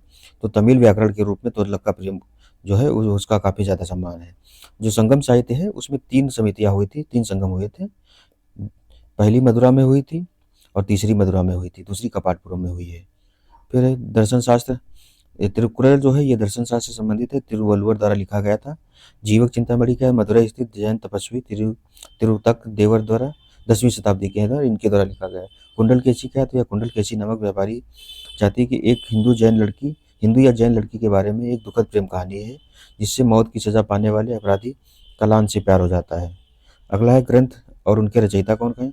तो पुंडरीक विट्ठल जो है वह रागमाला से जुड़े थे, भारतीय संगीतकार थे। तो जो पुंडरीक रागमाला जो है ये भारतीय संगीत का शास्त्र है मतलब ग्रंथ है। इसके लेखक कौन है? पुंडरीक विट्ठल है। उन्होंने संगीत से संबंधित सदरंग चंद्रोदय नामक पुस्तक की भी रचना की है। राजा मानसिंह के निर्देशानुसार उन्होंने रागमंजरी नामक ग्रंथ की रचना की। श्रीकंठ क्या नाम है? तो वह रसकौमुदी से जुड़े थे। ये क्वेश्चन पूछा गया है। पुंडरीक विट्ठल, रसकौमुदी और ये जो बुक्स हैं इनका नाम दिया हुआ था मिलान करने के लिए। वह रसकौमुदी से जुड़े हुए पुंडरीक विट्ठल के छात्र थे ये जो श्रीकंठ। वे शत्रुशल्या के दरबारी कवि थे। रसकौमुदी मुखर और वाद्य संगीत ये नृत्य से संबंधित है। फिर अगला है सोमनाथ। तो सोमनाथ वह राग विभोद से जुड़े। तो राग विभोद जो रचना है इनकी है सोमनाथ की। वे एक तेलुगु ब्राह्मण थे और राजमुंदरी के रहने वाले थे। उन्होंने अपने रागों को जन्य जनक या थाटा राग प्रणाली के संदर्भ में वर्गीकृत किया है। वेंकटरमन क्या वह चतुर्दंडी प्रकाशिका से जुड़े हुए हैं। कर्नाटक के संगीत के एक भारतीय कवि संगीतकार थे। चतुर्दंडी प्रकाशिका ने भारत की कर्नाटक संगीत परंपरा में रागों को वर्गीकृत किया है और व्यवस्थित करने के लिए एक सैद्धांतिक मेलकार्ता प्रणाली की शुरुआत की है। फिर बौद्ध धर्म से संबंधित त्रिपिटक कौन है? तो त्रिपिटक 3 टोकरी की एक पारंपरिक शब्द है जिसका इस्तेमाल विभिन्न बौद्ध धर्म ग्रंथों के लिए किया जाता है। 3 पिटक जो है सुत्त पिटक, विनय पिटक और अभिधम्म पिटक संबंधित हैं। तो सुत्त पिटक और विनय पिटक जो है ये प्रथम जो बौद्ध संगीति हुई थी राजग्राम में उसी में बनाए गए थे। विनय पिटक क्या, तो भिक्षुओं और भिक्षुणियों के मठवासी जीवन पर लागू आचरण और अनुशासन जो, तो विनय पिटक जो है ये जो भिक्षु भिक्षुणी होते थे उनके उनसे संबंधित नियमों का सम्मेलन है। शुद्ध पिटक में बुद्ध की मुख्य शिक्षाएं हैं इनको शामिल किया गया है। धम्म शामिल है, इसमें 5 निकाय, जो शुद्ध पिटक है उसके 5 निकाय भी हैं। उनमें कौन कौन है, तो दीघ निकाय, मध्यम निकाय, संयुक्त निकाय, अंगुत्तर निकाय और खुद्दक निकाय। तो अंगुत्तर निकाय जो है ये शुद्ध पिटक पिटक का ही भाग है। फिर जो अभिधम्म पिटक है ये तीसरी बौद्ध संहिता हुई थी अशोक के समय, उसमें आया था। तो भिक्षुओं की शिक्षा और विद्वतापूर्ण गतिविधि का दार्शनिक विश्लेषण है। शुद्ध पिटक का अगर एक तरीके से देखें तो ये दार्शनिक विश्लेषण ही है और व्यवस्थीकरण है। अन्य महत्वपूर्ण बौद्ध ग्रंथों में दिव्यावदान है, दीपवंश है, महावंश है, मिलितपन्न है आदि शामिल है। मिलितपन्न पाली भाषा में लिखा गया है, एक बौद्ध ग्रंथ है। यह बौद्ध भिक्षु नागसेन और भारत यूनानी जो शासक थे मिनांदर मिलिंद के बीच हुए वार्तालाप का वर्णन है। मिलिंद पन्हो का शाब्दिक अर्थ है मिलिंद के प्रश्न। नागसेन जो है कश्मीर के रहने वाले सर्वस्तिवादी बौद्ध भिक्षु थे। विद्युत चुंबकीय तरंगे कौन कौन सी हैं, तो तरंग दैर्ध्य के हिसाब से देखें, सबसे ज़्यादा जो इसका तरंग दैर्ध्य है तो रेडियो वेव का है, फिर माइक्रोवेव का है, उसके बाद अवरक्त तरंग का है, उसके बाद दृश्य प्रकाश का है, पराबैंगनी विकिरण का है, फिर एक्सरे का है। गामा किरणों का जो तरंग दैर्ध्य है सबसे कम है। जो फ्रीक्वेंसी है सबसे ज़्यादा किसकी है, तो गामा किरणों की है, उसके बाद एक्सरे किरणों की है, फिर पराबैंगनी यानी कि अल्ट्रावायलेट किरणों की है, उसके बाद दृश्य तरंगों की है, फिर अवरक्त किरणों की है, उसके बाद माइक्रोवेव की है, फिर सबसे कम जो है फ्रिक्वेंसी किसकी है, रेडियो तरंगों की है। विद्युत चुंबकीय तरंगे उनकी खोजकर्ता तो गामा किरणों का बैकुरल ने खोज की थी, एक्स किरणों की रोंटजन ने की थी, पराबैंगनी किरणों की रिटर ने की थी, दृश्य विकिरण की न्यूटन ने की थी, अवरक्त विकिरण की हर्शल ने की थी, लघु रेडियो तरंगों की हेनरिक हर्ट्ज ने की थी, दीर्घ रेडियो तरंगों की मार्कोनी ने की थी। फिर मेटल से होने वाले रोग कौन कौन से हैं, तो ब्लू बेबी सिंड्रोम नाइट्रेट से होता है, मिनमाता रोग पारा से होता है यानी कि मरकरी से, इटाई इटाई रोग कैडमियम से होता है, ब्लैकफुट आर्सेनिक से होता है, नी नॉक सिंड्रोम फ्लोराइड से होता है। जीवाणुओं से होने वाले रोग हैं, टिटनेस जो है क्लास्ट्रीडियम टिटेनी, हैजा विविरो कॉलरी, टाइफाइड जो है साल्मोना टाइफी से होता है, क्षय रोग यानी टीबी माइकोबैक्टीरियम ट्यूबरकुलोसिस से होता है, डिप्थीरिया कोरोनी बैक्टीरियम डिप्थीरी से होता है, प्लेग जो है पास्चुरेला पेस्टिस या येसिनिया पेस्टिस से होता है। फिर काली खांसी जो है ये बोरटेला पर्टूसिस से होता है, निमोनिया जो है स्ट्रेप्टोकोकस निमोनी से होता है, कोढ़ जो है माइकोबैक्टीरियम लेप्री से होता है, गोनोरिया क्या है तो नाइसेरियम गोनोरियाई से होता है, सिफिलिस जो है ट्रेपोनेमा पैलिडियम से होता है। प्रमुख तत्वों की कमी से होने वाले कौन कौन से रोग हैं, तो पादप रोग दिए हैं इसमें। पादप रोग में जो है जिंक की कमी से धान का खैरा रोग होता है, जिंक की मक्का का सफ़ेद कली रोग होता है, जिंक की कमी से नींबू का लिटिल लीफ रोग होता है, बोरान की कमी से फूल गोभी में ब्राउनिंग रोग होता है, बोरान की कमी से चुकंदर का जो हार्ट रोग है वो भी होता है। तांबे की कमी से कौन सा होता है, तो नींबू में डाई बैक रोग होता है, मॉलीबेडनम की कमी से पत्ता गोभी का विप टेल रोग होता है। महत्वपूर्ण मिश्र धातुएं कौन कौन सी हैं, तो जो पीतल है ये जिंक और कॉपर का मिश्रण है, तो जो ब्रॉस है ये जिंक और कॉपर का मिश्रण है। कांसा जो है यानी कि ब्रॉन्ज वो तांबा और टिन का मिश्रण है। टांका क्या है, शोल्डर है तो तांबा और शीशा का मिश्रण है। स्टील जो है लोहा और कार्बन का मिश्रण है। जर्मन सिल्वर में क्या है, तो जिंक है, कॉपर है और निकेल है। स्टेनलेस स्टील जर्मन सिल्वर जो है इसमें चांदी नहीं होती बस। उसके बाद में स्टेनलेस स्टील में लोहा है, क्रोमियम है। अमलगम क्या है, तो पारा और अन्य धातुओं से लोहे को छोड़ करके बनाया गया मिश्रण है। फिर आवृत्ति के आधार पर ध्वनि तरंगे कौन कौन सी, सुपरसोनिक जो है कोई वस्तु ध्वनि की गति जो है एक मैक से है, मैक से भी अधिक होती है, सुपरसोनिक कहलाती है। तो इसमें देखो सोनिक, सुपरसोनिक, फिर हाइपरसोनिक और एक होती है सबसोनिक। तो एक मैक वाली जो गति है ये सुपरसोनिक में आती है, सोनिक में आती है। सुपरसोनिक में एक मैक से अधिक है, और जो 5 मैक से अधिक होती हैं वो होती हैं अल्ट्रासोनिक हाइपरसोनिक में, ठीक है। और सबसोनिक में जो एक मैक से गति कम होती है, एक मैक जो है ये ध्वनि की गति से माप की जाती है, से अधिक होती है सुपरसोनिक कहलाती है। हाइपरसोनिक क्या है, तो 5 से 10 मैक की गति वाली जो यात्रा करती हैं किरणें तरंगे जो हैं वो हाइपरसोनिक में आती है। अल्ट्रासोनिक में क्या है, तो पराशब्द तरंगे भी इनको कहा जाता है। तो एक तरंग की आवृत्ति जो है 20,000 हर्ट्ज से अगर अधिक है तो वो क्या है, अल्ट्रासोनिक तरंगे कहलाती है, जो मानव जो है ना वो सुन नहीं पाता है। इंफ्रासोनिक तरंगे क्या है, तो ऐसी तरंगे जो 20 हर्ट्ज से कम होते हैं मानव श्रवण क्षमता से, तो 20 हर्ट्ज से जो कम होती हैं और 20,000 हर्ट्ज से जो ज़्यादा होती हैं उनको मनुष्य नहीं सुन पाता है। तो मनुष्य की जो सुनने की क्षमता है, यानी कि श्रव्य तरंगे जिनको कहते हैं, उनकी क्षमता कितनी 20 हर्ट्ज से लेकर के 20,000 हर्ट्ज तक है। ठीक है। पौधों में होने वाले प्रमुख रोग कौन कौन से हैं? तो पौधों में होने वाले प्रमुख जीवाणु जनित रोग हैं। आलू का सैथिल रोग जीवाणुओं से होता है, पोटैटो विल्ट, सीडोमोनास सोलेनेसेरम से, क्राउन गॉल रोग एग्रोबैक्टीरियम ट्यूमिफेसियस से होता है, बंद गोभी का काला गलन रोग ब्लैक रॉट रफ कवच ये जेंथोमोनास कैम्पेस्टिस से होता है, नींबू का कैंकर या साइट्रस कैंकर जेंथोमोनास सिट्रिस होता है। पौधों के प्रमुख कवक जनित रोग कौन कौन से? तो black rust of wheat Puccinia graminis से होता है, टिटिसाई loose smut of wheat Ustilago nuda टिटिसाई ये इसका जनित कवक है। उसके बाद अर्ली ब्लाइट ऑफ पोटैटो, तो ये अल्टरनेरिया सोलेनी से होता है। Late blight of potato Phytophthora infestans से होता है। आलू का वाट रोग किससे? तो सिनकाइट्रियम एंडोबायोटिकम से होता है।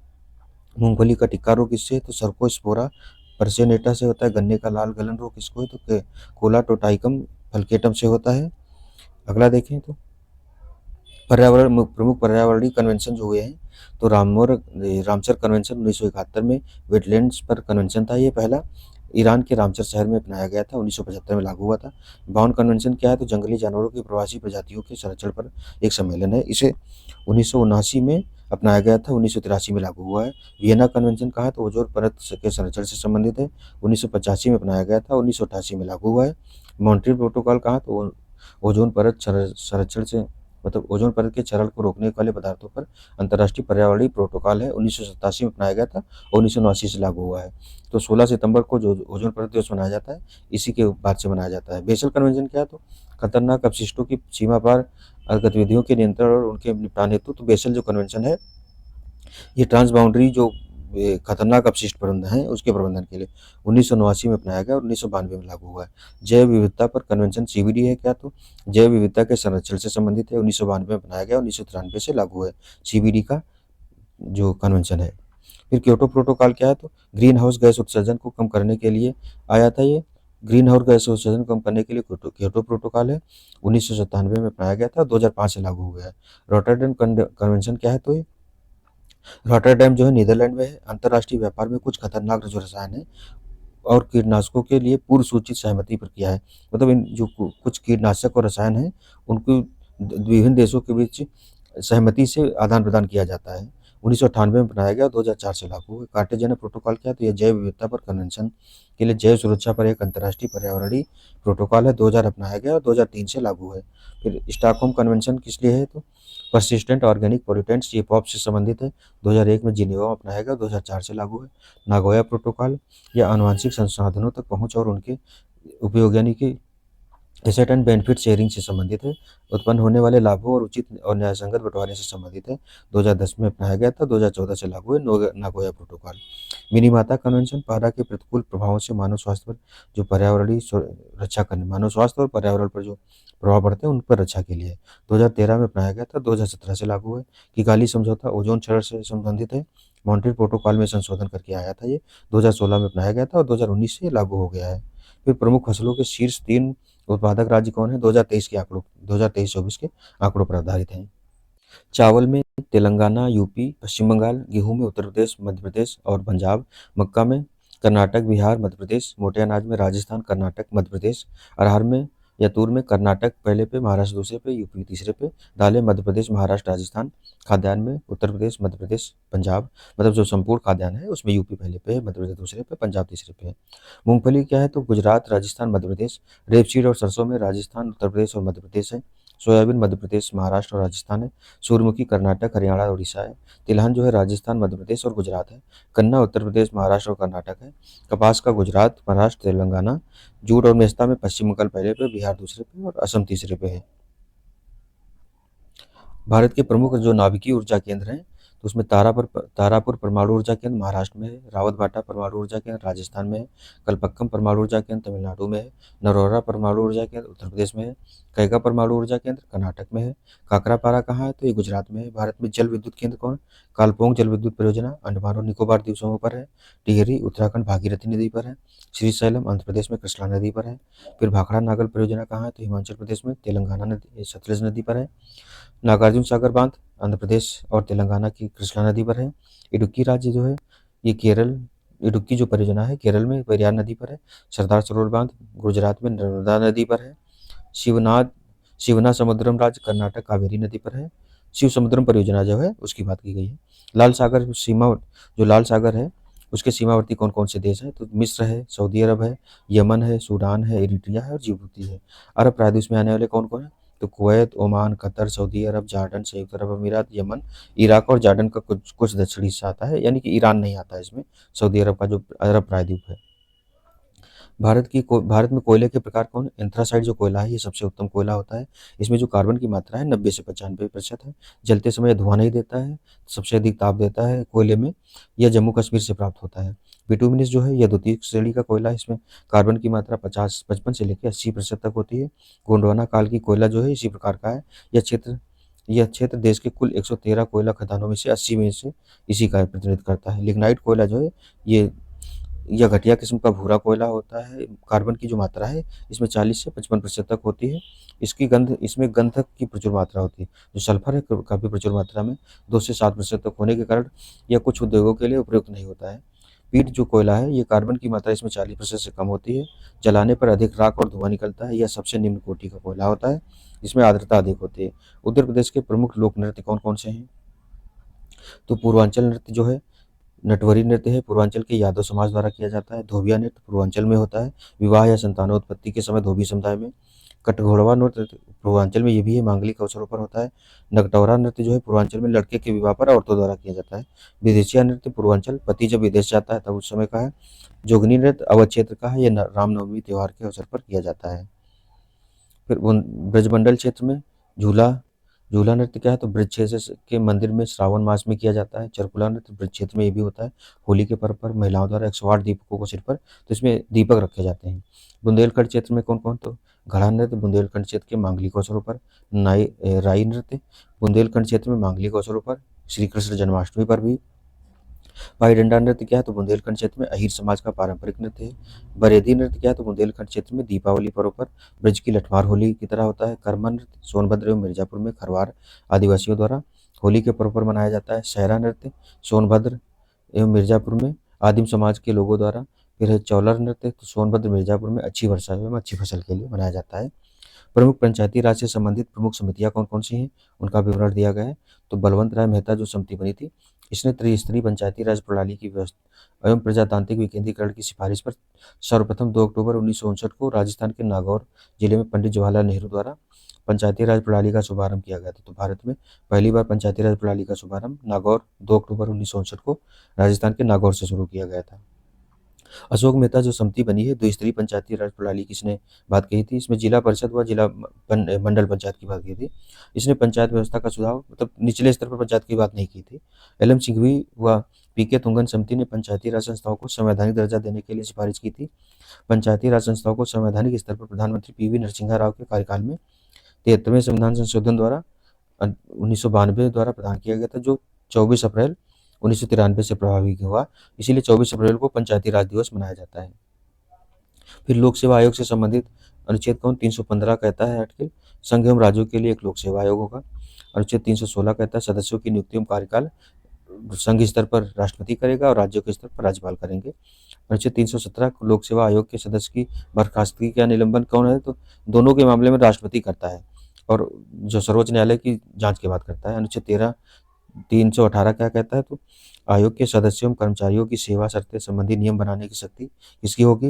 अनुच्छेद 319 कहता है आयोग के सदस्यों द्वारा सदस्यता समाप्ति के पश्चात पद पर बने रहने पर रोक लगाई गई है। मतलब जिस पद पर ये लोग हैं उस पद पर एक ही बार नियुक्ति होगी, दोबारा पुनर्नियुक्ति या बाद में नहीं होगी।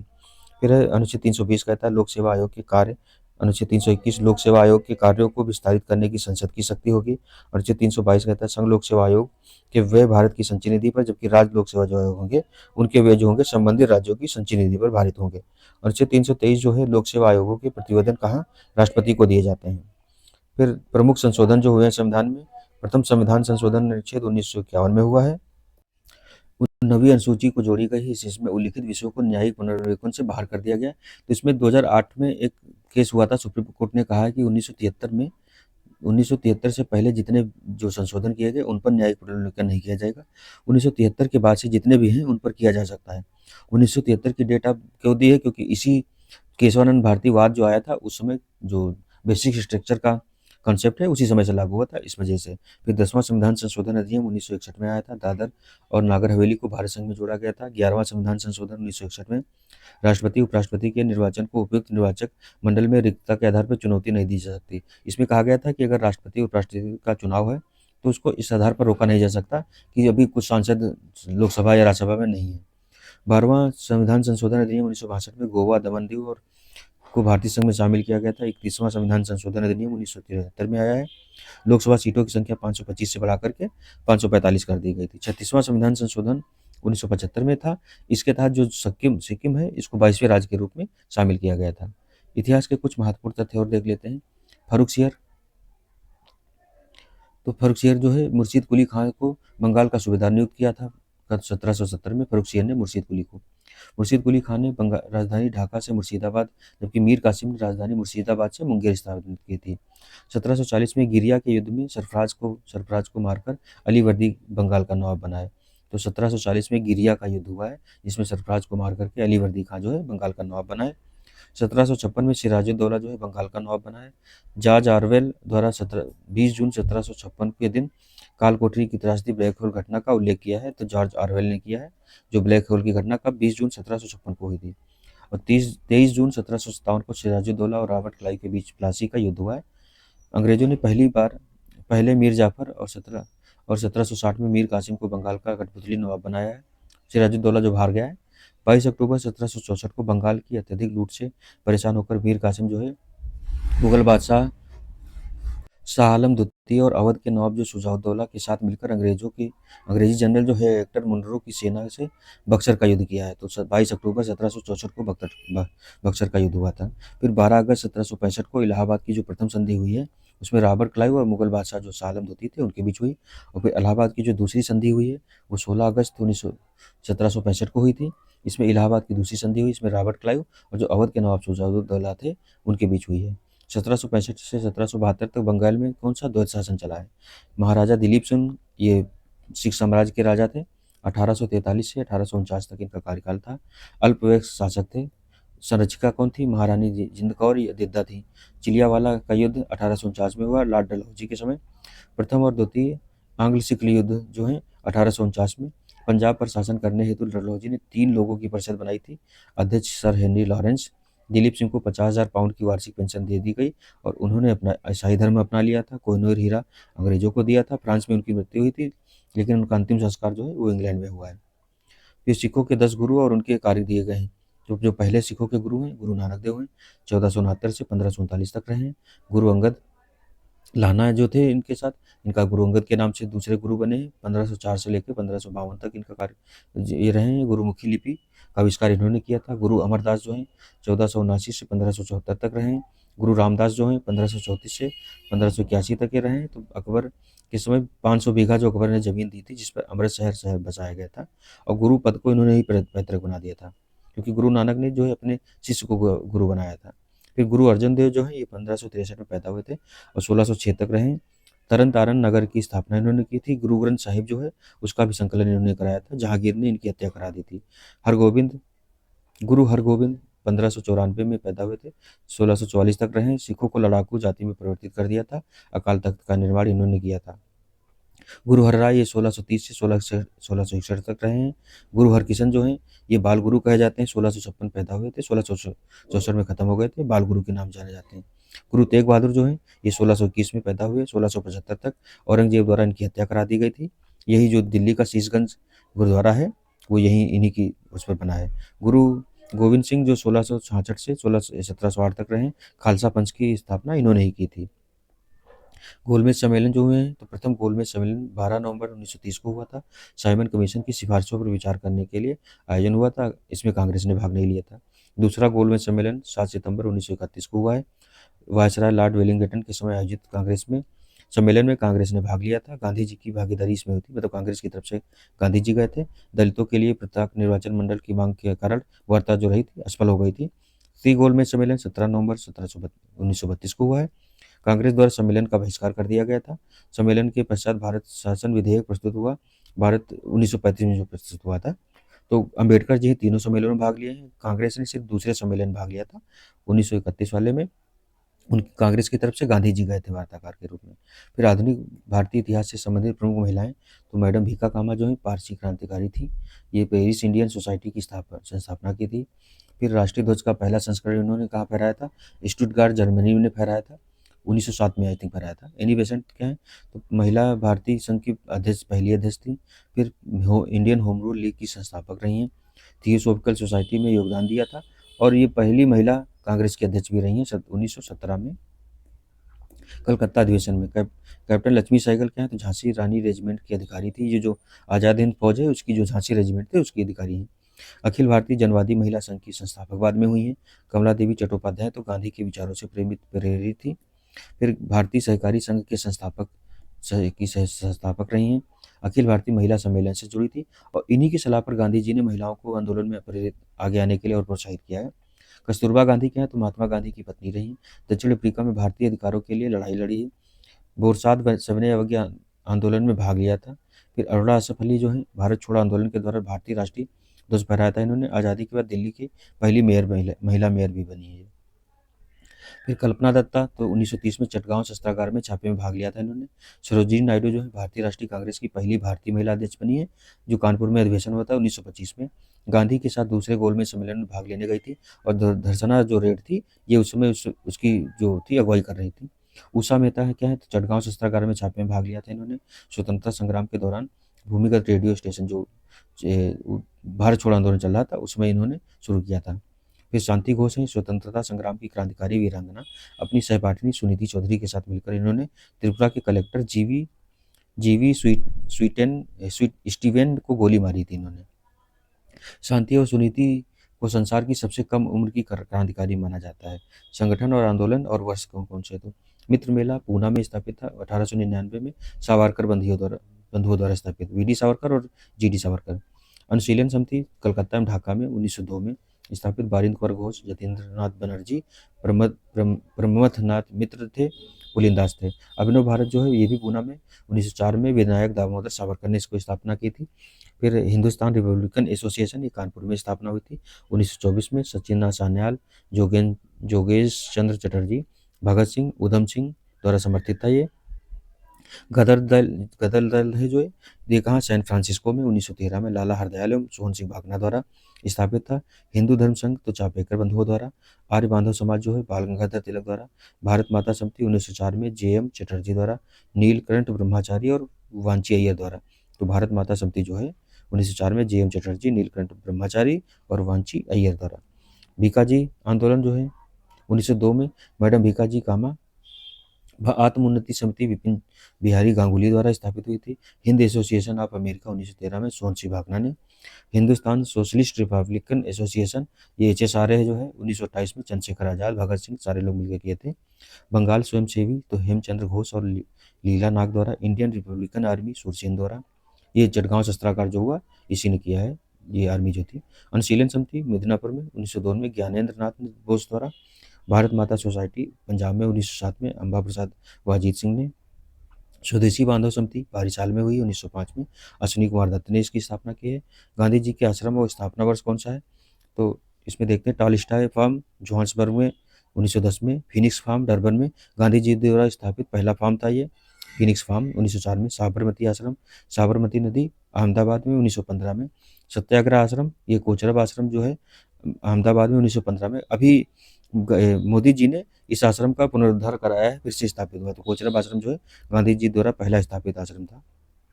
अनासक्ति आश्रम क्या है, तो कौसानी उत्तराखंड में 1929 में स्थापित किए थे। सेवाग्राम आश्रम वर्धा महाराष्ट्र 1936 में। तो कोचरब आश्रम वाला जो है ये करंट अफेयर्स में भी क्वेश्चन है। महात्मा गांधी को मिली हुई उपाधियां कौन है? तो कैसर हिंद प्रथम विश्व युद्ध के दौरान जो भर्ती करने वाले सार्जेंट के रूप में प्रथम विश्व युद्ध के समय मिली थी इनको। कूली बैरिस्टर, तो दक्षिण अफ्रीका के अंग्रेज मजिस्ट्रेट द्वारा इनको कूली बैरिस्टर कहा गया था। असल वो ब्लैक लोगों को कुली कहते थे इस वजह से। आधुनिक युग के अज्ञात शत्रु कौन? तो डॉक्टर राजेंद्र प्रसाद द्वारा। मंगल बाबा कबायलियों द्वारा कहा गया था। बापू तो सी एफ एंड्रूज और जवाहरलाल नेहरू द्वारा। अर्धनग्न व देशद्रोही फकीर विंस्टन चर्चिल ने कहा था, क्योंकि चर्चिल को सबसे ज़्यादा इन्होंने ही परेशान किया था। भिखारियों का राजा पंडित मदन मोहन मालवीय। राष्ट्रपति राष्ट्रपिता जो है सुभाष चंद्र बोस ने कहा था। One man boundary force Lord Mountbatten ने कहा था। महात्मा किसने कहा था? तो रविन्द्रनाथ टैगोर ने कहा था। ये जो चंपारण सत्याग्रह है उसी समय इन्होंने कहा था। महत्वपूर्ण पुस्तकें व उनके लेखक कौन कौन है? अकबरनामा के अबुल फजल हैं। अष्टाध्यायी की पाणिनि है। कामसूत्र के वात्सायन है। इंडिका जो है मेगास्थनीज की है। राजतरंगिणी कल्लर की है। माई ट्रुथ इंदिरा गांधी की है। शाहनामा फिरदौसी की है। फिर बाबरनामा बाबर की है। हुमायूंनामा गुलबदन बेगम ने लिखी थी। विनय पत्रिका तुलसीदास की है। गीत गोविंद जयदेव की है। बुद्ध चरितम असुघोष की है। और मालगुडी डेज आर के नारायण की है। काव्य मीमांसा राजशेखर की है। हर्षचरित बाणभट्ट की है।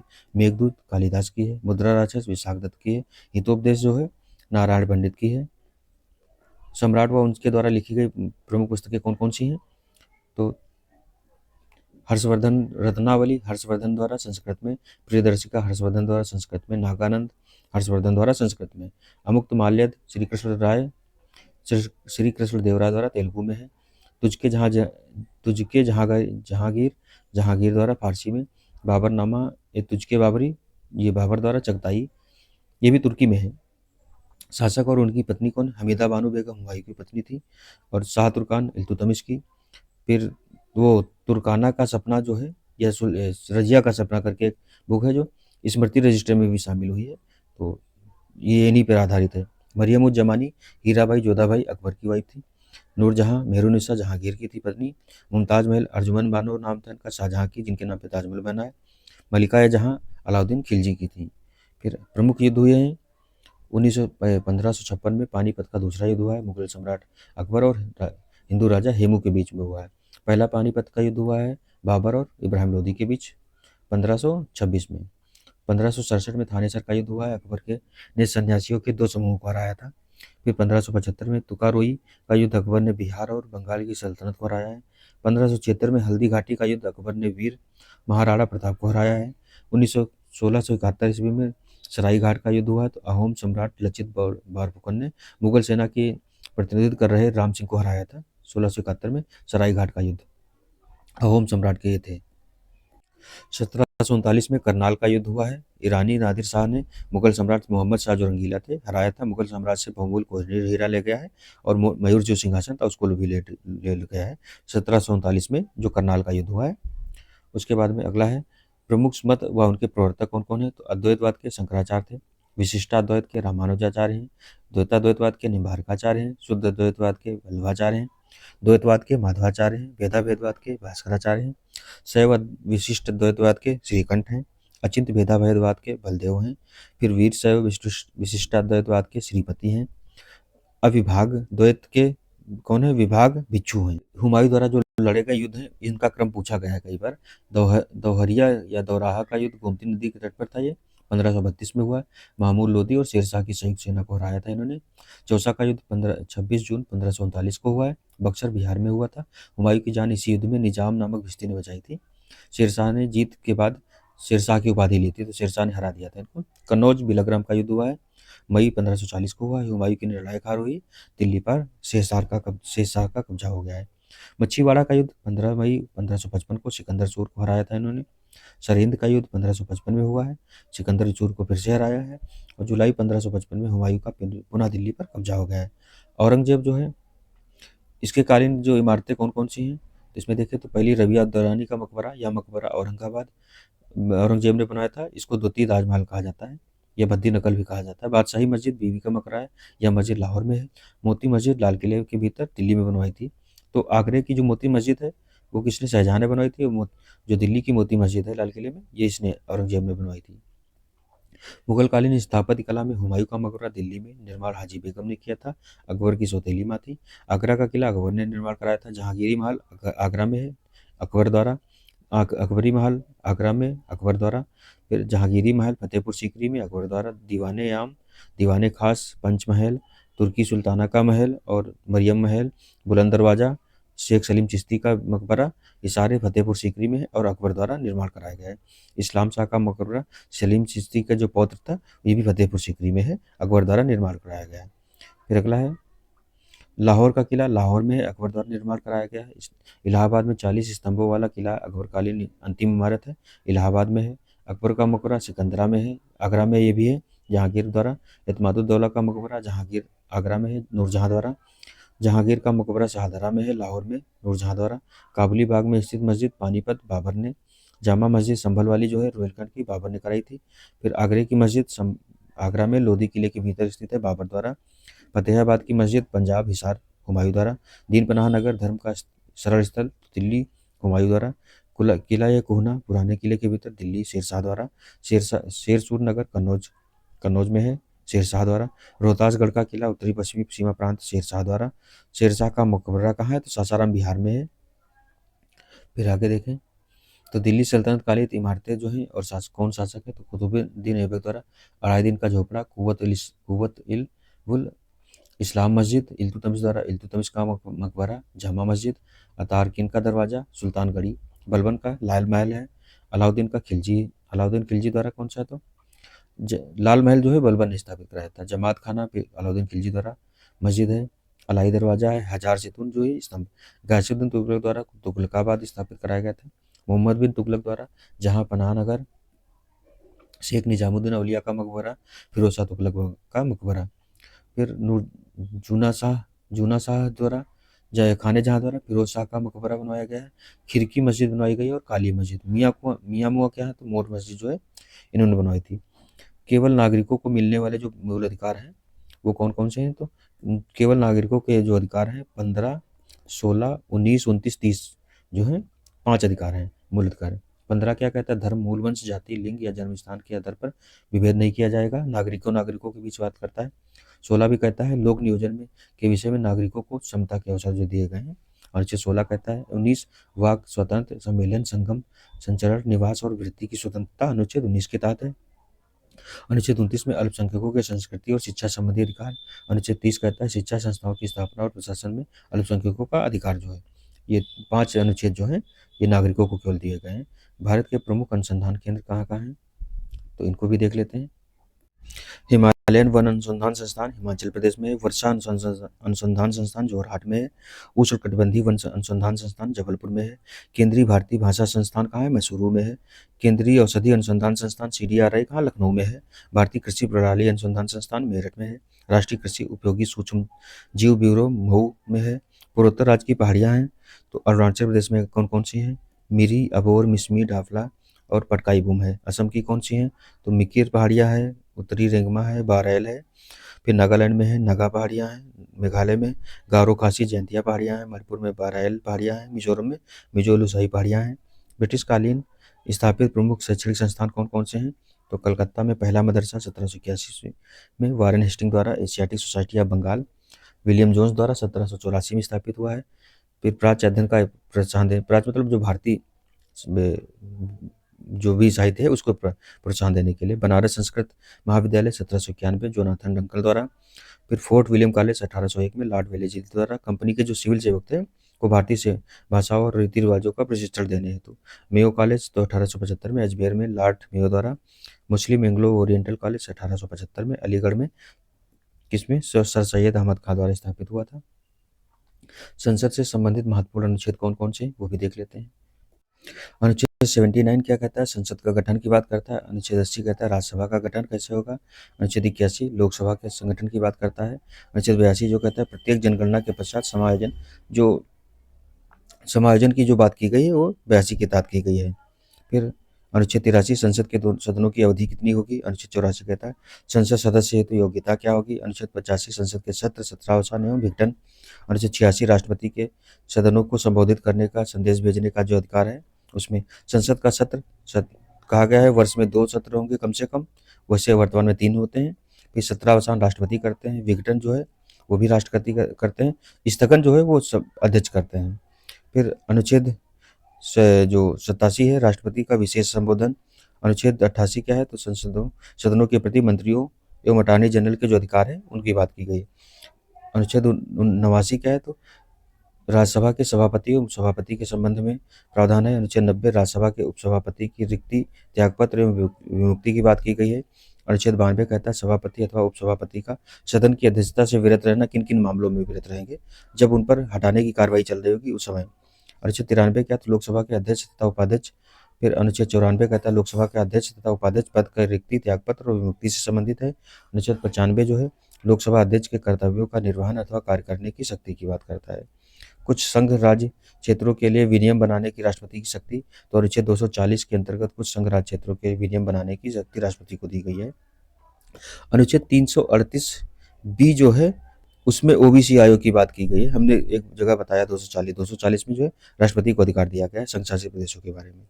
338 में एससी आयोग है, 338 ए में जो है एसटी आयोग है, और 338 बी जो है ये ओबीसी आयोग की बात करता है।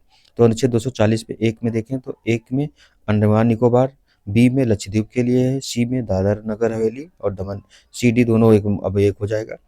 ई के लिए पुडुचेरी के लिए सब कानून बनाने की शक्ति उसको राष्ट्रपति को दी गई है।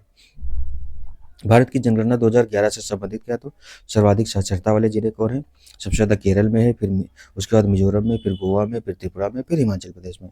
सर्वाधिक शहरी जनसंख्या वाले जिले, जब शहरी जनसंख्या परसेंटेज में देखें तो गोवा में सबसे ज़्यादा प्रतिशत में शहरी जनसंख्या है, फिर मिजोरम में, फिर तमिलनाडु, केरल, फिर महाराष्ट्र में। केंद्र शासित प्रदेश में सर्वाधिक लिंगानुपात ग्रामीण कहाँ है, तो सबसे ज़्यादा पुडुचेरी में है। केंद्र शासित प्रदेश में सर्वाधिक शहरी लिंगानुपात कहाँ है, तो पुडुचेरी में है। फिर न्यूनतम शहरी लिंगानुपात वाला राज्य जम्मू कश्मीर 840 है इसमें। फिर न्यूनतम ग्रामीण लिंगानुपात वाला राज्य कौन सा है, हरियाणा है, 880 है। केंद्र शासित प्रदेश में न्यूनतम शहरी लिंगानुपात वाला राज्य कौन सा है, तो दमन व दीव 551, बहुत कम है।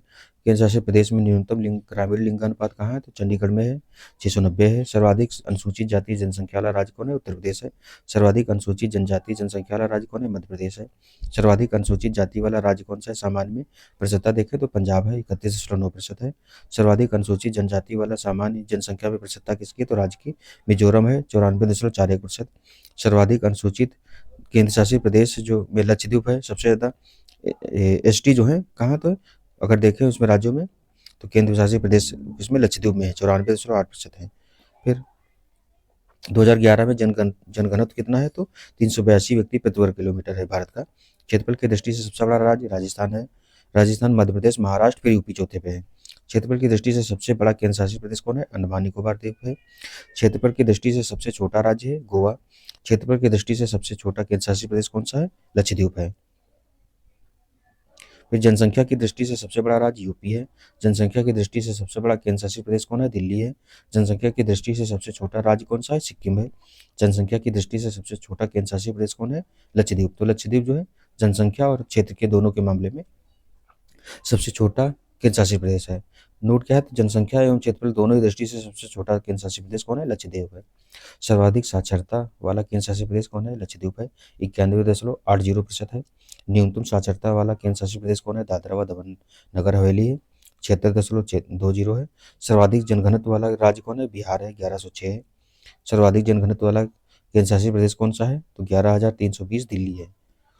फिर न्यूनतम जनघनत्व वाला राज्य कौन सा है, अरुणाचल प्रदेश में 17 व्यक्ति प्रति वर्ग किलोमीटर है। जनसंख्या की दृष्टि से शीर्ष 5 राज्य कौन है, तो उत्तर प्रदेश, महाराष्ट्र, बिहार, पश्चिम बंगाल, आंध्र प्रदेश। जनसंख्या की दृष्टि से शीर्ष केंद्र शासित प्रदेश कौन है, क्रमशः दिल्ली, पुडुचेरी, चंडीगढ़, अंडमान निकोबार, दादरा एवं नगर हवेली। जनसंख्या की दृष्टि से न्यूनतम जनसंख्या वाले राज्य हैं सिक्किम, मिजोरम, अरुणाचल प्रदेश और मणिपुर।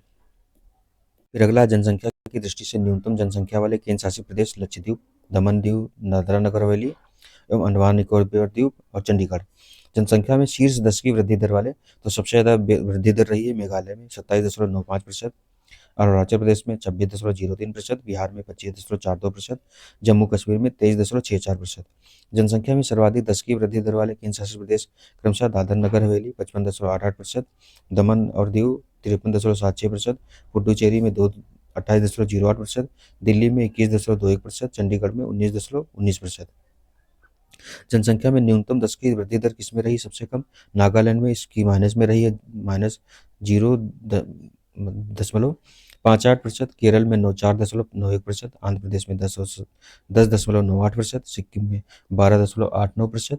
गोवा में 8.823%। फिर जनसंख्या में न्यूनतम 10 की वृद्धि दर वाले केंद्र शासित प्रदेश कौन है? लक्षद्वीप 6.3%। अंडमान निकोबार द्वीप 6.86%। चंडीगढ़ में 17%। दिल्ली में 21.21%। पुडुचेरी में 28%। जनगणना 2011 के हिसाब से लिंगानुपात कितना है? तो 2001 में 933 था, 2011 में 943 हो गया है। सर्वाधिक लिंगानुपात वाले राज्य क्रमशः कौन है? तो केरल में सबसे ज़्यादा 1084 है। तमिलनाडु में 996 है। आंध्र प्रदेश में 993 है। छत्तीसगढ़ में 991 है। मेघालय में 989 है। न्यूनतम लिंगानुपात वाले राज्य हैं हरियाणा में 879 है। जम्मू कश्मीर में 889 है। सिक्किम में 890 है। पंजाब में 895 है। उत्तर प्रदेश में 912 है। सर्वाधिक लिंगानुपात वाले केंद्र शासित प्रदेश कौन है? तो पुडुचेरी में 1037 है। लक्षद्वीप में 947। अंडमान निकोबार द्वीप समूह में 876। दिल्ली में 868। न्यूनतम लिंगानुपात वाले केंद्र शासित प्रदेश कौन है? दमन व दीव सबसे कम है, 618 है। दादरा नगर हवेली में 774 है। चंडीगढ़ में 818 है। दिल्ली में 868 है। शिशु लिंगानुपात 2001 में 927 था। अभी 2011 वाले में 919 हो गया, यानी कि कम हुआ है 2001 से। फिर अगला है सर्वाधिक लिंगानुपात वाला राज्य कौन है? केरल है, 1084। सर्वाधिक लिंगानुपात वाला केंद्र शासित प्रदेश कौन है? 1037 पुडुचेरी है। न्यूनतम यानी कि सबसे कम हरियाणा में लिंगानुपात है। न्यूनतम केंद्र शासित प्रदेश वाला कौन है? तो 618 है, दमन एवं दीव है। फिर गंगा की सहायक नदियाँ कौन कौन है? तो गंगा में बाएं से मिलने वाली जो प्रमुख सहायक नदियाँ हैं उनमें रामगंगा, गोमती, घाघरा, गंडक, बूढ़ी गंडक, कोसी, महानंदा, ब्रह्मपुत्र। गंगा में दाएं से मिलने वाली प्रमुख नदियाँ हैं यमुना नदी, टोंस, सोन नदी। फिर अगली है गंगा की सहायक नदियों का पश्चिम से पूर्व की ओर क्रम क्या है? तो यमुना, टोंस, गोमती, घाघरा, सोन, गंडक, बूढ़ी गंगा, कोसी, महानंदा, हुगली, ब्रह्मपुत्र। जलवायु परिवर्तन से संबंधित सम्मेलन कौन है? तो पर्यावरण एवं विकास पर संयुक्त राष्ट्र सम्मेलन, जिसे रियो समिट या पृथ्वी सम्मेलन भी कहा जाता है, ब्राजील के रियो डी जेनेरियो में 1992 में आयोजित किया गया था। 21 मार्च 1994 से UNFCCC लागू हुआ है। 197 देशों ने इसकी पुष्टि की है। इसके हितधारक जलवायु परिवर्तन से निपटने में प्रगति का आकलन करने के लिए 1995 के बाद से प्रत्येक वर्ष जो है कॉप करते हैं, मतलब सम्मेलन करते हैं, उसको कॉप कहा जाता है। तो 1995 में जो हुआ था COP1 हुआ था, बर्लिन जर्मनी में हुआ था पहला। 1997 में तीसरा हुआ था, क्योटो प्रोटोकॉल आया था इसमें। 2002 में COP8 हुआ था, नई दिल्ली में, भारत में हुआ था, तो भारत में पहली बार हुआ था ये। वर्ष 2007 में COP13 बाली में, इंडोनेशिया में हुआ था। फिर COP10 जो हुआ था ये 2010 में COP16 हुआ था, कानकुन सम्मेलन इसको कहा जाता है। फिर उसके बाद में COP 2011 में COP17, 15 में COP21 जो हुआ है ये पेरिस में हुआ है। इसी में जो 2020 तक है, इस सदी तक जो है लागू करने के लिए 1 डिग्री सेंटीग्रेड तापमान बढ़ाने पर सहमति बनाने के लिए समझौता हुआ था। COP21 जो है पेरिस जलवायु समझौता जो है जिसको कहते हैं, और इसी में ISA इंटरनेशनल सोलर अलायंस भी भारत और फ्रांस ने मिलकर शुरू किया था। फिर COP16 कहाँ? तो मराकेश में हुआ था 2022।